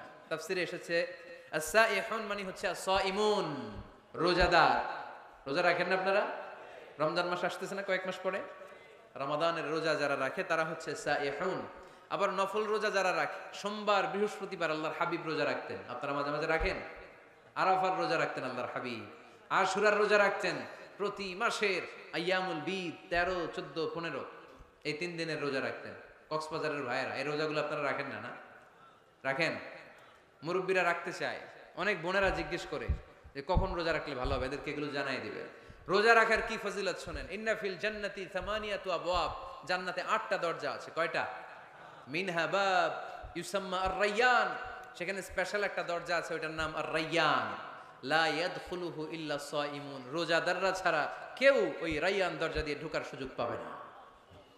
মান দাখালাহু লাম ইয়াজমা আবাদা, একবার রায়্যান দরজা দিয়ে যে ব্যক্তি ঢোকার সুযোগ পাবে, কিয়ামতের জন্য তার গলার তৃষ্ণা মিটিয়ে দিবে কে? সাইহুনার 3 নাম্বার ব্যাখ্যা হলো আল মুজাহিদুনা, যারা জিহাদ করে তারা আল্লাহর প্রিয়। ওয়াজাহিদু ফিল্লাহি হাক্কা জিহাদিহি, যেমন করে জিহাদ করা দরকার ঠিক তেমন তেমন আল্লাহর জন্য জিহাদ করো। অনেকে মনে করে জিহাদ মানে তলোয়ার, জিহাদ মানে AK-47, জিহাদ মানে মাথার মধ্যে কালো পাগড়ি, তারপরে বোম ফোটানো, আছে না নাই? না, এটা ভুল ধারণা। জিহাদ হচ্ছে আল্লাহর জমিনে আল্লাহর দ্বীনকে বাস্তবায়নের জন্য প্রাণান্তকর প্রচেষ্টা, যে সময় যেটা লাগে। কাফের মুশরিকদের বিরুদ্ধে যদি আমাদের মুসলিম দেশের প্রধান ঘোষণা দেয়, তখন সশস্ত্র সংগ্রামের নাম হচ্ছে জিহাদ, ঠিক কি না? এছাড়া যিনি বক্তব্য দিতে পারে তার বক্তব্য হচ্ছে জিহাদ, যিনি লিখতে পারে ইসলামের পক্ষে লিখে যাওয়াটাই হলো জিহাদ। যার প্রশাসনিক ক্ষমতা আছে, প্রশাসনের চেয়ারে বসে ইসলামের উপকার করার নাম হলো জিহাদ। অনেকে জিহাদের সাথে জঙ্গিবাদকে গুলায়, আছে না নাই? জিহাদ এক জিনিস, জঙ্গিবাদ আরেক জিনিস। জঙ্গিবাদ হচ্ছে মানুষের অকল্যাণ করা, মানুষের সম্পদকে নষ্ট করা, মানুষের উপর জুলুম করা হচ্ছে জঙ্গিবাদের অপর রূপ। চিল্লায় বলেন ঠিক কিনা? আর জিহাদ হচ্ছে মানবতার কল্যাণে কাজ করা, সত্যের পক্ষে থাকার নাম হচ্ছে জিহাদ। যারাই সত্যের পক্ষে, যারাই কল্যাণের পক্ষে, তারা হলো মুজাহিদ। আর যারাই সত্যের বিপক্ষে, তারাই হচ্ছে জঙ্গি। আল্লাহর হাবিব সাল্লাল্লাহু আলাইহি ওয়াসাল্লাম ছিলেন মুজাহিদ, আর জঙ্গি ছিল আবু জাহেল, ঠিক কিনা? সাইয়েদনা ইব্রাহিম খলিল ছিলেন মুজাহিদ, নমরুদ ছিল জঙ্গি। মুসা আলাইহিস সালাম ছিলেন মুজাহিদ, তাহলে জঙ্গি ছিল কে? চিল্লায় বলেন কে? এখানে আপনারা যারা কোরআনের পক্ষে, প্রত্যেকে এক একজন মুজাহিদ, চিল্লায় বলেন ঠিক কিনা? আর যাদের এই কোরআনের মাহফিলকে পছন্দ হয় না, কোরআনের আওয়াজ যারা সহ্য করতে পারে না, কোরআনের উচ্ছ্বাস আর আবেগকে যারা থামিয়ে দিতে চায়, এরাই এক একটা জঙ্গি, চিল্লায় বলেন ঠিক কিনা? এরাই জঙ্গি। জিহাদ হচ্ছে মুসলিমের পক্ষে, মুসলিমের হক আদায় করার মিশনের নাম হচ্ছে জিহাদ। জঙ্গিবাদকে মাটির সাথে মিশিয়ে জঙ্গিবাদের কবর রচনা করার নাম হচ্ছে জিহাদ। সমাজ থেকে জঙ্গিপনা দূর করার নাম হচ্ছে জিহাদ। তার মানে জিহাদ এক জিনিস, জঙ্গিপনা আরেক জিনিস, ঠিক কিনা? এক সাহাবী এসে বললেন, ইয়া রাসূলুল্লাহ, আপনি আমাকে সফরের অনুমতি দেন। বিশ্বনবী বললেন, সফর করার দরকার নাই, জিহাদে নেমে পড়ো। ইন্না সিয়াহাতা উম্মতি আল জিহাদু ফি সাবিলিল্লাহ। আমার উম্মতেরা যখন জিহাদে নেমে পড়ে, আমার উম্মতের জিহাদ হলো সফর। সুবহানাল্লাহ পড়েন। সফর করলে এটা জিহাদ হয়ে যাবে। তাহলে মুমিন বান্দার 4 নম্বর গুণ হচ্ছে সাইহুনা। মুমিন বান্দারা সফর করে আল্লাহর সৃষ্টি বৈচিত্র্য দেখে আল্লাহকে চিনতে চায়। সাইহুনার দ্বিতীয় ব্যাখ্যা হচ্ছে সাইমুনা, তারা আল্লাহর খুশির জন্য রোজা রাখে। সাইহুনার 3 নম্বর ব্যাখ্যা হচ্ছে আল মুজাহিদুনা। মুমিন বান্দারা আল্লাহর খুশির জন্য আল্লাহর জমিনে জিহাদ করে, ঠিক কিনা? মুমিন বান্দার 5 নম্বর গুণ হলো আর রাকিউনা। 6 নম্বর গুণ হলো আসাজিদুনা। মুমিন বান্দারা রুকু সেজদা করে একজনের খুশির জন্য, তিনি কে? দুনিয়ার বুকে যারা আপনারা সেজদা করতেন, রুকু করতেন, কিয়ামতের ময়দানে আল্লাহ দেখতে চাইবে, আমাকে একটা রুকু আর একটা সেজদা করে দেখাও। আমরা মসজিদে যে জন্য সেজদা করি, কিয়ামতের দিন ওইরকম একটা সেজদা দিয়ে আল্লাহরে দেখাইতে পারবো না? সবাই পারবেন? আল্লাহ বলবেন, সেজদা দাও, আমার দেখাও। ইয়াউমা ইউকশাফু আন সাকিন ওয়া ইউদআউনা ইলা সুজুদি ফালা ইস্তাতিউন। আল্লাহ বলবেন, কারা কারা সেজদা দিছিলা দেখাও। আমরা যারা দুনিয়াতে সেজদা দিয়েছি, আমরা আল্লাহু আকবার বলে সেজদায় লুটিয়ে পড়ব। ইনশাআল্লাহ পড়বেন না? আর যারা দুনিয়ায় সেজদা দেয় নাই, এরা শত চেষ্টা করেও পিঠটা বাঁকাই করতে পারবে না। এদের পিঠটারে লোহার মতো শক্ত করে দিবে কে? আর রাকিউনা আস-সাজিদুনা। মুমিন বান্দারা রুকু সেজদায় লুটিয়ে পড়ে। বিশ্বনবীর রুকুর পিঠটা ছিল স্ট্রেট ফরওয়ার্ড, লা ইউকনিউ ওয়া লা ইয়াসুব ওয়া কানা বাইনা যালিক, স্ট্রেট ফরওয়ার্ড। পানি ভর্তি একটা গ্লাস যদি বিশ্বনবীর রুকু দেয়া পিঠের উপর রেখে দেওয়া হয়, গ্লাসটা কাঁপেও না, গ্লাস থেকে পানি পড়েও না। সুবহানাল্লাহ পড়েন। তার মানে পিঠটা বাঁকা ছিল না, কেন ছিল? হ্যাঁ, সোজা ছিল, খুবই সোজা, স্ট্রেট ফরওয়ার্ড। আল্লাহর হাবিব বলতেন, সবচেয়ে বড় চোর যে নামাজে চুরি করে। সাহাবারা বললেন, নামাজে কিভাবে চুরি করে ইয়া রাসূলুল্লাহ? আল্লাহর হাবিব বললেন, ইয়াসরিকু ফি রুকুইহি ওয়া সুজুদিহি। রুকু সেজদায় চুরি করে। রুকু থেকে দাঁড়িয়ে কয়েক সেকেন্ড সোজা হয়ে দাঁড়িয়ে থাকা, এটা ওয়াজিব, তা'দিলুল আরকান। অনেকেই দেখবেন রুকু থেকে কোন রকম মাথা তুলে সেজদায় দৌড় মারে, আছে না নাই? 2 সেজদার মাঝখানে কয়েক সেকেন্ড ধীর স্থির ভাবে বসে থাকা, এটা ওয়াজিব। আমাদের মাযহাবে ওয়াজিব, হানাফি মাযহাবে। বাকি মাযহাবে ফরজ। বাকি মাযহাব অনুযায়ী নামাজই হবে না। আমাদের মাযহাবে হবে, বাট সৌ সেজদা লাগবে। এক সেজদা দিয়ে আরেক সেজদার মাঝখানে 2-1 সেকেন্ড বসে ধীর স্থির অপেক্ষা করা, রিল্যাক্স করা, এটা ওয়াজিব। অনেকেই প্রথম সেজদা দিয়ে কোন রকম মাথা উঠেই আরেক সেজদা মারে। কক্সবাজারে এরকম নাই? আছে? ভালো হয়ে যান, ভালো হইতে পয়সা লাগে না। এরকম করবে না। সালাত মানে রিল্যাক্স। সালাত মানে কি? সালাতে কায়েম করো, সালাতে কায়েম করো, হবে সম্মানী তুমি, হবে জান্নাতি তুমি, হবে সম্মানী তুমি, হবে জান্নাতি তুমি। দিবে কাল হাসরে শীতল ছায়া হারশে আজিম। রব্বিয়াল আলা, রব্বিয়াল আযীম, রব্বিয়াল আলা, রব্বিয়াল আযীম। আলহামদুলিল্লাহ পড়েন। সালাত আপনারা জান্নাতি বানাবে, সম্মানিত বানাবে, তাড়াহুড়ো করলে, তাই না? কি করলে? ধীর স্থির ভাবে সালাত পড়তে হবে। আল্লাযীনা হুম ফি সালাতিহিম খাশিউন। Successful indeed are the believers who offer their 5 times salah with full of solemnity and submission. আমরা নামাজও পড়ি, দিন দুনিয়া সব খবর রাখি, আছে না নাই? নামাজও পড়তেছে, টেলিভিশনে কি চলতেছে ওই টেনশন আছে না নাই? নামাজে পড়তেছে, ক্রিকেটের কি অবস্থা, টেনশন আছে না নাই? এই নামাজ পড়লে কি খুশু খুদু বাড়বে? সাহাবারা নামাজে দাঁড়ালে, মরুভূমিতে আল্লাহু আকবার বলে দাঁড়ালে মরুভূমির পাখিগুলো সাহাবাদের মাথার উপরে এসে বসে যেত। পাখিগুলো মনে করতে এগুলো খেজুর গাছ। সাহাবাদের পা থেকে তীর টেনে বের করা যেত নামাজে, ওনারা টেরই পেতেন না। নামাজের বাইরে তীর ধরে টান দিলে কাটতেন, আর নামাজে তীর ধরে টান দিলে টেরই পেতেন না। সুবহানাল্লাহ মাহফিলের পরে পড়বেন, আওয়াজ করে পড়েন আল্লাহু আকবার। সিজদা দিয়ে আপনি আল্লাহর কাছে যেতে পারবেন। আমরা আল্লাহর কাছে যেতে চাই না? প্রধানমন্ত্রী যদি ডাকে খুশি হবেন না?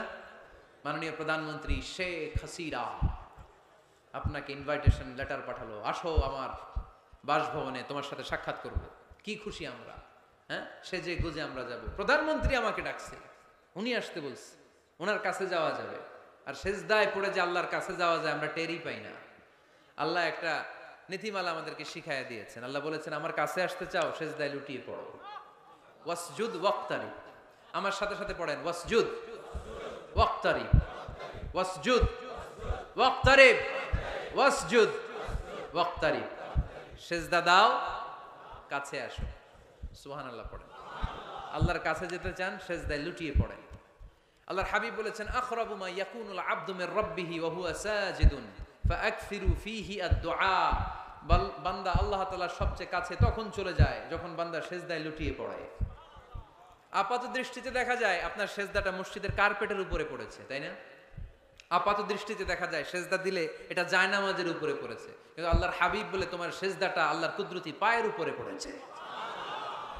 এজন্য মুমিন বান্দার 5 এবং 6 নাম্বার গুণ আর রাকিউনাস সাজিদুন, তারা রুকু করে রুকুকারীদের সাথে, ওয়ারকাউ মা'আর রাকিঈন, সিজদা করে সিজদাকারীদের সাথে। আল্লাহর হাবিবকে আম্মা জান আয়েশা বললেন, ইয়া রাসূলুল্লাহ, কেমন করে কিয়ামতের দিন আপনি আপনার উম্মতকে চিনবেন? যেহেতু আল্লাহ তাআলা আপনাকে সুপারিশ করার সুযোগ দিবেন, এই সুযোগটা পাওয়ার পরে কেমন করে আপনি আপনার উম্মতকে চিনবেন? লক্ষ লক্ষ কোটি কোটি উম্মতের মধ্য থেকে। আল্লাহর হাবিব বললেন, গুররাম মুহাজ্জালিনা মিন আসারিল উযু, ওযু করে আমার যে উম্মতেরা নামাজ পড়েছে, ওযুর পানিগুলো আমার উম্মতের যেই যেই অঙ্গের মধ্যে লেগেছে, ওই অঙ্গগুলো কিয়ামতের দিন রেডিয়াম বাতির মতো জ্বলজ্বল করে জ্বলতে থাকবে। এই জ্বলজ্বলে দৃশ্য দেখে আমি বুঝতে পারবো এটা আমার উম্মত, তার জন্য সুপারিশ করে আমি জান্নাতের ব্যবস্থা করে দেব। পড়েন সুবহানাল্লাহ। এজন্য রাকিউনা সাজিদুনা, রুকু দিতে হবে, সেজদায় পড়ে কাঁদতে হবে। মনের যত জ্বালা আপনি সেজদায় পড়ে আল্লাহরে বলেন। আমরা বিপদে পড়লে সবার আগে শেয়ার করি ফেসবুকে, তাই না? ফেসবুক ইউজ করেন আপনারা? বিপদে পড়লেই কোথায় শেয়ার? না, বিপদে পড়লেই সেজদায় যে আল্লাহর কাছে শেয়ার করেন।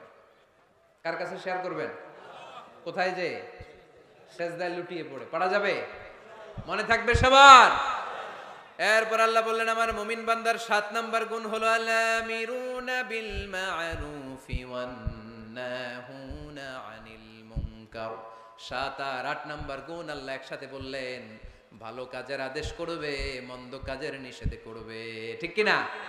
মান রাআ মিনকুম মুনকারান ফালিয়ুগাইয়িরহু বিয়াদিহি, খারাপ কাজ যদি দেখো, সমাজে অসঙ্গতি যদি দেখো, অন্যায় কাজ যদি চোখের সামনে হতে দেখো, ক্ষমতা থাকলে হাত দিয়ে থামিয়ে দাও। ঠিক কি না? চেয়ারম্যান সাহেবের জন্য এটা ওয়াজটা, উনি পারবে, আপনি পারবেন? আপনি যদি হাত দিয়ে থামাইতে দেন, খবর আছে না নাই? চেয়ারম্যান সাহেব যদি থামাই দেয়, কোনো ঝামেলা আছে? তাহলে প্রথম স্তর হচ্ছে আমাদের টিপু ভাইয়ের জন্য। টিপু ভাই অন্যায় দেখলে থামাই দিবেন, ঠিক কি না? টিপু ভাইয়ের সাথে আমরা আছি না নাই? অন্যায়কে রুখে দেন, জঙ্গিবাদকে রুখে দেন, টেন্ডারবাজি রুখে দেন, চাঁদাবাজি রুখে দেন, ক্যাসিনোর ব্যবসাকে রুখে দেন। নাই? মাশাআল্লাহ।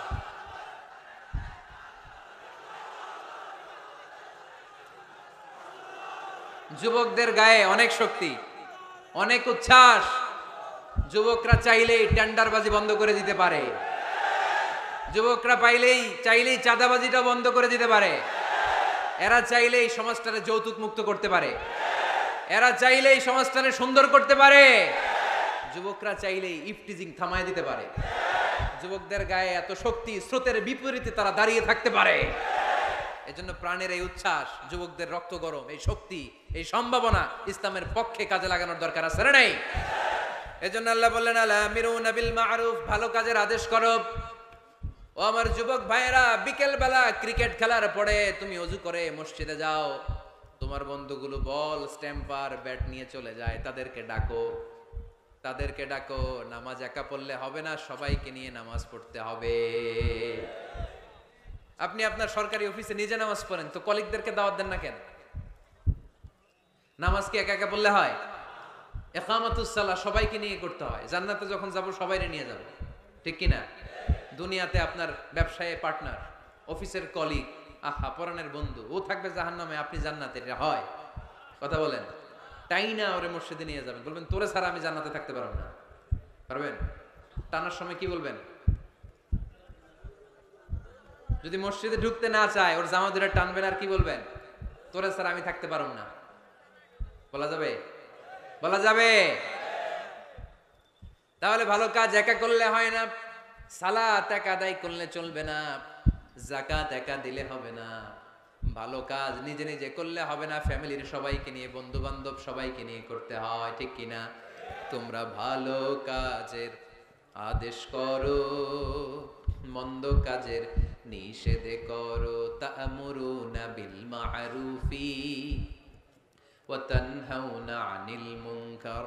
তা না হলে হে নামাজি, তা না হলে হে নামাজি, গজব নাজিল হবেই হবে, অশান্তি কোলাহল বাড়বে, সমাজ তো আর থামবে না, শান্তি তো আর আসবে না। পড়েন, ভালো কাজের আদেশ করো, মন্দ কাজের নিষেধ করো। সবাই পড়বেন, তোমরা ভালো কাজের আদেশ করো, মন্দ কাজের নিষেধ করো। তা'মুরুনা বিল মা'রুফি ওয়া তানহাউনা আনিল মুনকার। ঠিক কি না? ভালো কাজ একা করলে হয় না, ভালো কাজ সবাইকে নিয়ে করতে হয়। ভালো কাজের যেমনি আদেশ দিতে হয়, মন্দ কাজেরও নিষেধ করতে হয়, ঠিক কিনা? আপনার সামনে আপনার বোনের বয়সের একটা মেয়েকে কিছু বখাটে ছেলেরা ইফটিজিং করে, আপনি দেখে না দেখার ভান করে চলে আসেন, এরকম আছে না নাই? দাঁড়িয়ে যান, থামায় দেন। আপনি ছেলেরা বেয়াদবি করলে থামায় দেন, রাস্তায় উল্টা পাল্টা করলে থামায় দেন, অন্যায় দেখলে রুখে দাঁড়ান, তাহলেই সমাজটা সোজা হয়ে যাবে, ঠিক কিনা? তা না হলে আযাব আর গজব যখন আসবে, শুধু ওদের উপর আসবে না, আমাদের উপর আসবে, ঠিক কিনা? বন্যা যখন আসে, বাংলার জমিনে যখন বন্যা হয়, শুধু হিন্দু ভাইরা ডুবে ডুবে মরে, শুধু নাস্তিকেরা মরে, খ্রিস্টানেরা মরে, বেনামাজি মরে, নাকি লগে নামাজিও মরে? নামাজিও মরে না? আপনি লঞ্চের 2 তলায় থাকেন, লঞ্চের কয় তলায়? নিচতলার এক লোক হাতুড়ি নিয়ে লঞ্চের তলা ফুটা করতে আরম্ভ করছে। আপনি ভাবলেন আমার কি, আমি থাকি 2 তলায়, ও ফুটা করলে ও মরবে, ও মরবে, ও মরবে। এই লঞ্চের ভরাডুবি থেকে আপনিও বাঁচতে পারবেন না, চিল্লায় বলেন ঠিক কিনা? ও যখন মরবে আপনিও মরবেন। আযাব আর গজব যখন আসে, ওয়াত্তাকু ফিতনাতাল্লা তুসিবাল্লাযিনা যালামু মিনকুম খাসসা, ফিতনা যখন শুরু হয়, আযাব আর গজব যখন আসে, তখন খাস ভাবে শুধু জালিমদের উপরে আসে না, আলেমদের উপরও আসে, আল্লাহর ওলিদের উপরও আসে। তুমি দরগার মধ্যে বসে বসে জিকির করো, সমাজটারে ঠান্ডা করলা না কেন? তুমি তাসবিহ হাতে নিয়ে বসে আছো, সমাজের মধ্যে ক্যাসিনো ব্যবসা চলে কেমন করে?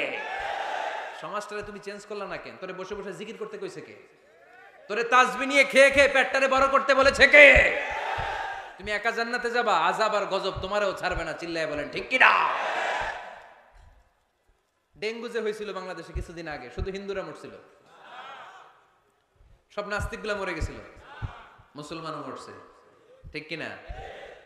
মুসা আলাইহিস সালাম আল্লাহরে প্রশ্ন করলেন, আল্লাহ আপনি যখন আযাব দেন, গজব দেন, ওই এলাকার সবার উপরে দেন কেন? আযাব আর গজব তো নাফরমানদেরকে দিবেন, ওই এলাকার ভালো লোকদেরকেও দেন কেন? ভূমিকম্পে শুধু হিন্দুরা মরে না কেন, কাফিররা মরে না কেন, মুসলমানরা মরে কেন? নাস্তিকগুলো মরে না কেন, নাস্তিকগুলো মরে কেন? আপনি বাইসে বাইসে আযাব দিতে পারেন না? আল্লাহ বললেন, আমি উত্তর দিব না, কিছুক্ষণ পরে নিজেই উত্তর পেয়ে যাবা।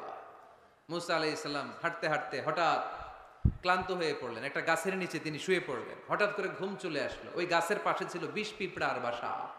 20 পিঁপড়া চিনেন? কামড় দিলে খুব আরাম লাগে, তাই না? কেমন লাগে? ব্যথা লাগে? খুব ব্যথা লাগে না? 3-4টা 20 পিঁপড়া ওই 20 পিঁপড়ার বাসা থেকে এসে সাইয়েদনা মুসা আলাইহিস সালামের পায়ের মধ্যে কামড়াতে আরম্ভ করলো। মুসা আলাইহিস সালামের মেজাজ তো খুব নরম ছিল, তাই না? খুব গরম মেজাজের নবী ছিলেন, রেগে যেতেন, খুব সাহসী ছিলেন। এই দুইটা ক্যারেক্টার খুবই সাহসী, এক হচ্ছে মুসা আলাইহিস সালাম আর এক হচ্ছে সাইয়েদনা ওমরে ফারুক, ঠিক কিনা? ওনাদের কথার চাইতে হাত চলতো আগে। এরকম দরকার আছে না নাই? মায়ের উপরে ওষুধ নাই, মায়ের ভিতরে ভিটামিন আছে, ঠিক কিনা? মাঝে মাঝে এই ভিটামিনের দরকার আছে না নাই? শুয়ে রইলেন মুসা আলাইহিস সালাম, 3-4টা 20 পিঁপড়া এসে পায়ে কামড়ানো শুরু করলো। রেগে গেলেন, রেগে মেগে আগুন, খুঁজতে আরম্ভ করলেন কিসে এত ব্যথা, দেখে পিঁপড়ায় কামড়ায়। এই 3-4টারে তো মারলই, পাশে দেখে পিঁপড়ার বাসা, পুরা বাসাটারে পা দিয়ে ভেঙে চুরে ছারখার। রাব্বুল আলামিন ডেকে বললেন, মুসা পিঁপড়া কামড় দিছিল কয়টা? কয় 3টা। তাইলে পুরা পিঁপড়ার বাসা ভাঙলা কেন? কামড় দিয়েছে 3-4টা পিঁপড়া, পুরো পিঁপড়ার বাসাগুলোরে ডলে ডলে পিষে শেষ করলা কেন? আল্লাহ ডেকে বললেন, মুসা আযাবার গজব যখন আমি পাঠাই, আমি বাছায় বাছবিচার করে পাঠাতে পারি না। আযাব পাঠালে জালেমরা যেমনি মরে, আলেমরাও মরে। এজন্য আপনি আলেম হয়ে বসে থাকলে, খানকার ভিতরে বসে থাকলে দেশ চলবে না। খানকার ভিতরে বসে থাকলে গোটা বিশ্ব যদি শয়তানের রাজ্য চলে, আপনি মুক্তি পাবেন না।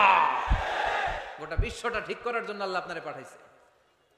এত মানুষের দরকার নাই, সংস্কারবাদী একজন পারে বাংলাদেশকে সংস্কার করে দিতে, ঠিক কিনা?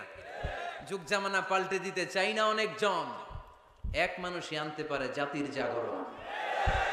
এক মানুষই বিপদকালে বাঁচায় কাফেলায়, ক্ষুদ্র ডিঙ্গি বাঁচায় জাহাজ অসীম দরিয়ায়। এজন্য একা একা মুসল্লি সাইজেন না, সমাজটারে মুসল্লি বানাইতে হবে। একা একা সালাত পড়েন না, আশেপাশে সবাইরে নিয়ে মসজিদে ঢুকতে হবে। আওয়াজ তুলে বলেন ঠিক কিনা? এজন্য আল্লাহ বললেন, আল আমিরুনা বিল মারুফ ওয়ান নাহুনা আনিল মুনকার। ভালো কাজের আদেশ করবে, মন্দ কাজের নিষেধ করবে। মন্দ কাজ যদি, খারাপ কাজ যদি কেউ দেখে, ক্ষমতা থাকলে টিপু ভাইয়ের মতো হাত দিয়ে থামায় দেন। ক্ষমতা না থাকলে মুখ দিয়ে এটার বিরুদ্ধে বলতে আরম্ভ করে দেন, ফেসবুকে লেখালেখি শুরু করে দেন। তাও যদি না পারেন, মনে মনে ওইটারে ঘৃণা করেন, মনে মনে প্ল্যান প্রোগ্রাম করেন কেমন থেকে এই সমস্যাটা সমাজ থেকে দূর করা যায়, ঠিক কিনা? চুপ থাকা যাবে না, অন্যায় দেখে চুপ থাকা যাবে? আস-সাকিতু আনিল হাক্কি শাইতানুন আখরাস। অন্যায় দেখে যেটা চুপ থাকে, বিষ্ণু বললেন এটা মুমিন নয়, এটা বোবা শয়তান। আল আমিরুনা বিল মারুফ, ভালো কাজের আদেশ করবে মুমিনেরা। ওয়ান নাহুনা আনিল মুনকার, খারাপ কাজ দেখলে নিষেধ করবে। সর্বশেষ গুণ আল্লাহ বললেন 9 নাম্বার গুণ, ওয়াল হাফিযুনা লিহুদুদিল্লাহ ওয়া বাশশিরিল মুমিনিন। মুমিন বান্দারা আল্লাহর দেয়া হুদুদকে লঙ্ঘন করে না, আল্লাহর দেয়া যে সীমানা এটাকে লঙ্ঘন করে না, এটাকে হেফাজত করে। হুদুদুল্লাহর 2টা তাফসীর এসেছে। তাফসীর নাম্বার 1 ফারাইদুল্লাহ, মুমিন বান্দারা আল্লাহর দেয়া ফরজকে কখনো নষ্ট করে না। আপনি সমস্যায় আছেন, ব্যস্ত, নফল ছেড়ে দিলে মাফ করে দিবে কে? কিন্তু ফরজ সাল্লাল্লাহ মাফ করবে? সফরের মধ্যে 4 রাকাতে 2 রাকাত বানায় দিছে কে? সুন্নতগুলোকে বাদ দিয়ে দিছে কে? কিন্তু ফরজ বাদ দেয়া যাবে?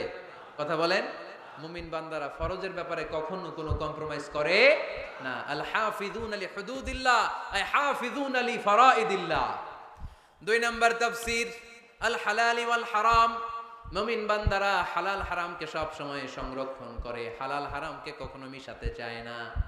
অনেকে আছে ইনকাম যখন করে হালালও খায় হারামও খায়, আছে না নাই? এমনি কামায় 2 হাতে, ডান হাতেও নেয় বা হাতেও নেয়, গাছেরটাও খায় তলারটাও খায়, আছে না নাই? হালাল হারামকে মিশ্রণ করে ফেলে, আছে না নাই? না, মুমিনরা কখনো হারাম খেতে পারে না। মুমিনরা সবসময় হালাল অবলম্বন করে। হালালে বরকত, হালাল পরিবেশ বান্ধব, হালালটাই রুচিসম্মত, হালালটাই সম্মানজনক, ঠিক কিনা? হারামে কোনো বরকত নাই, বরকত সব হালালে। বলেন তো, গরু খাওয়া হালাল না হারাম? সবাই বলেন। কুকুর খাওয়া? কক্সবাজারে কি জবাই হয় বেশি প্রতিদিন কসাইখানায়? গরু না কুকুর?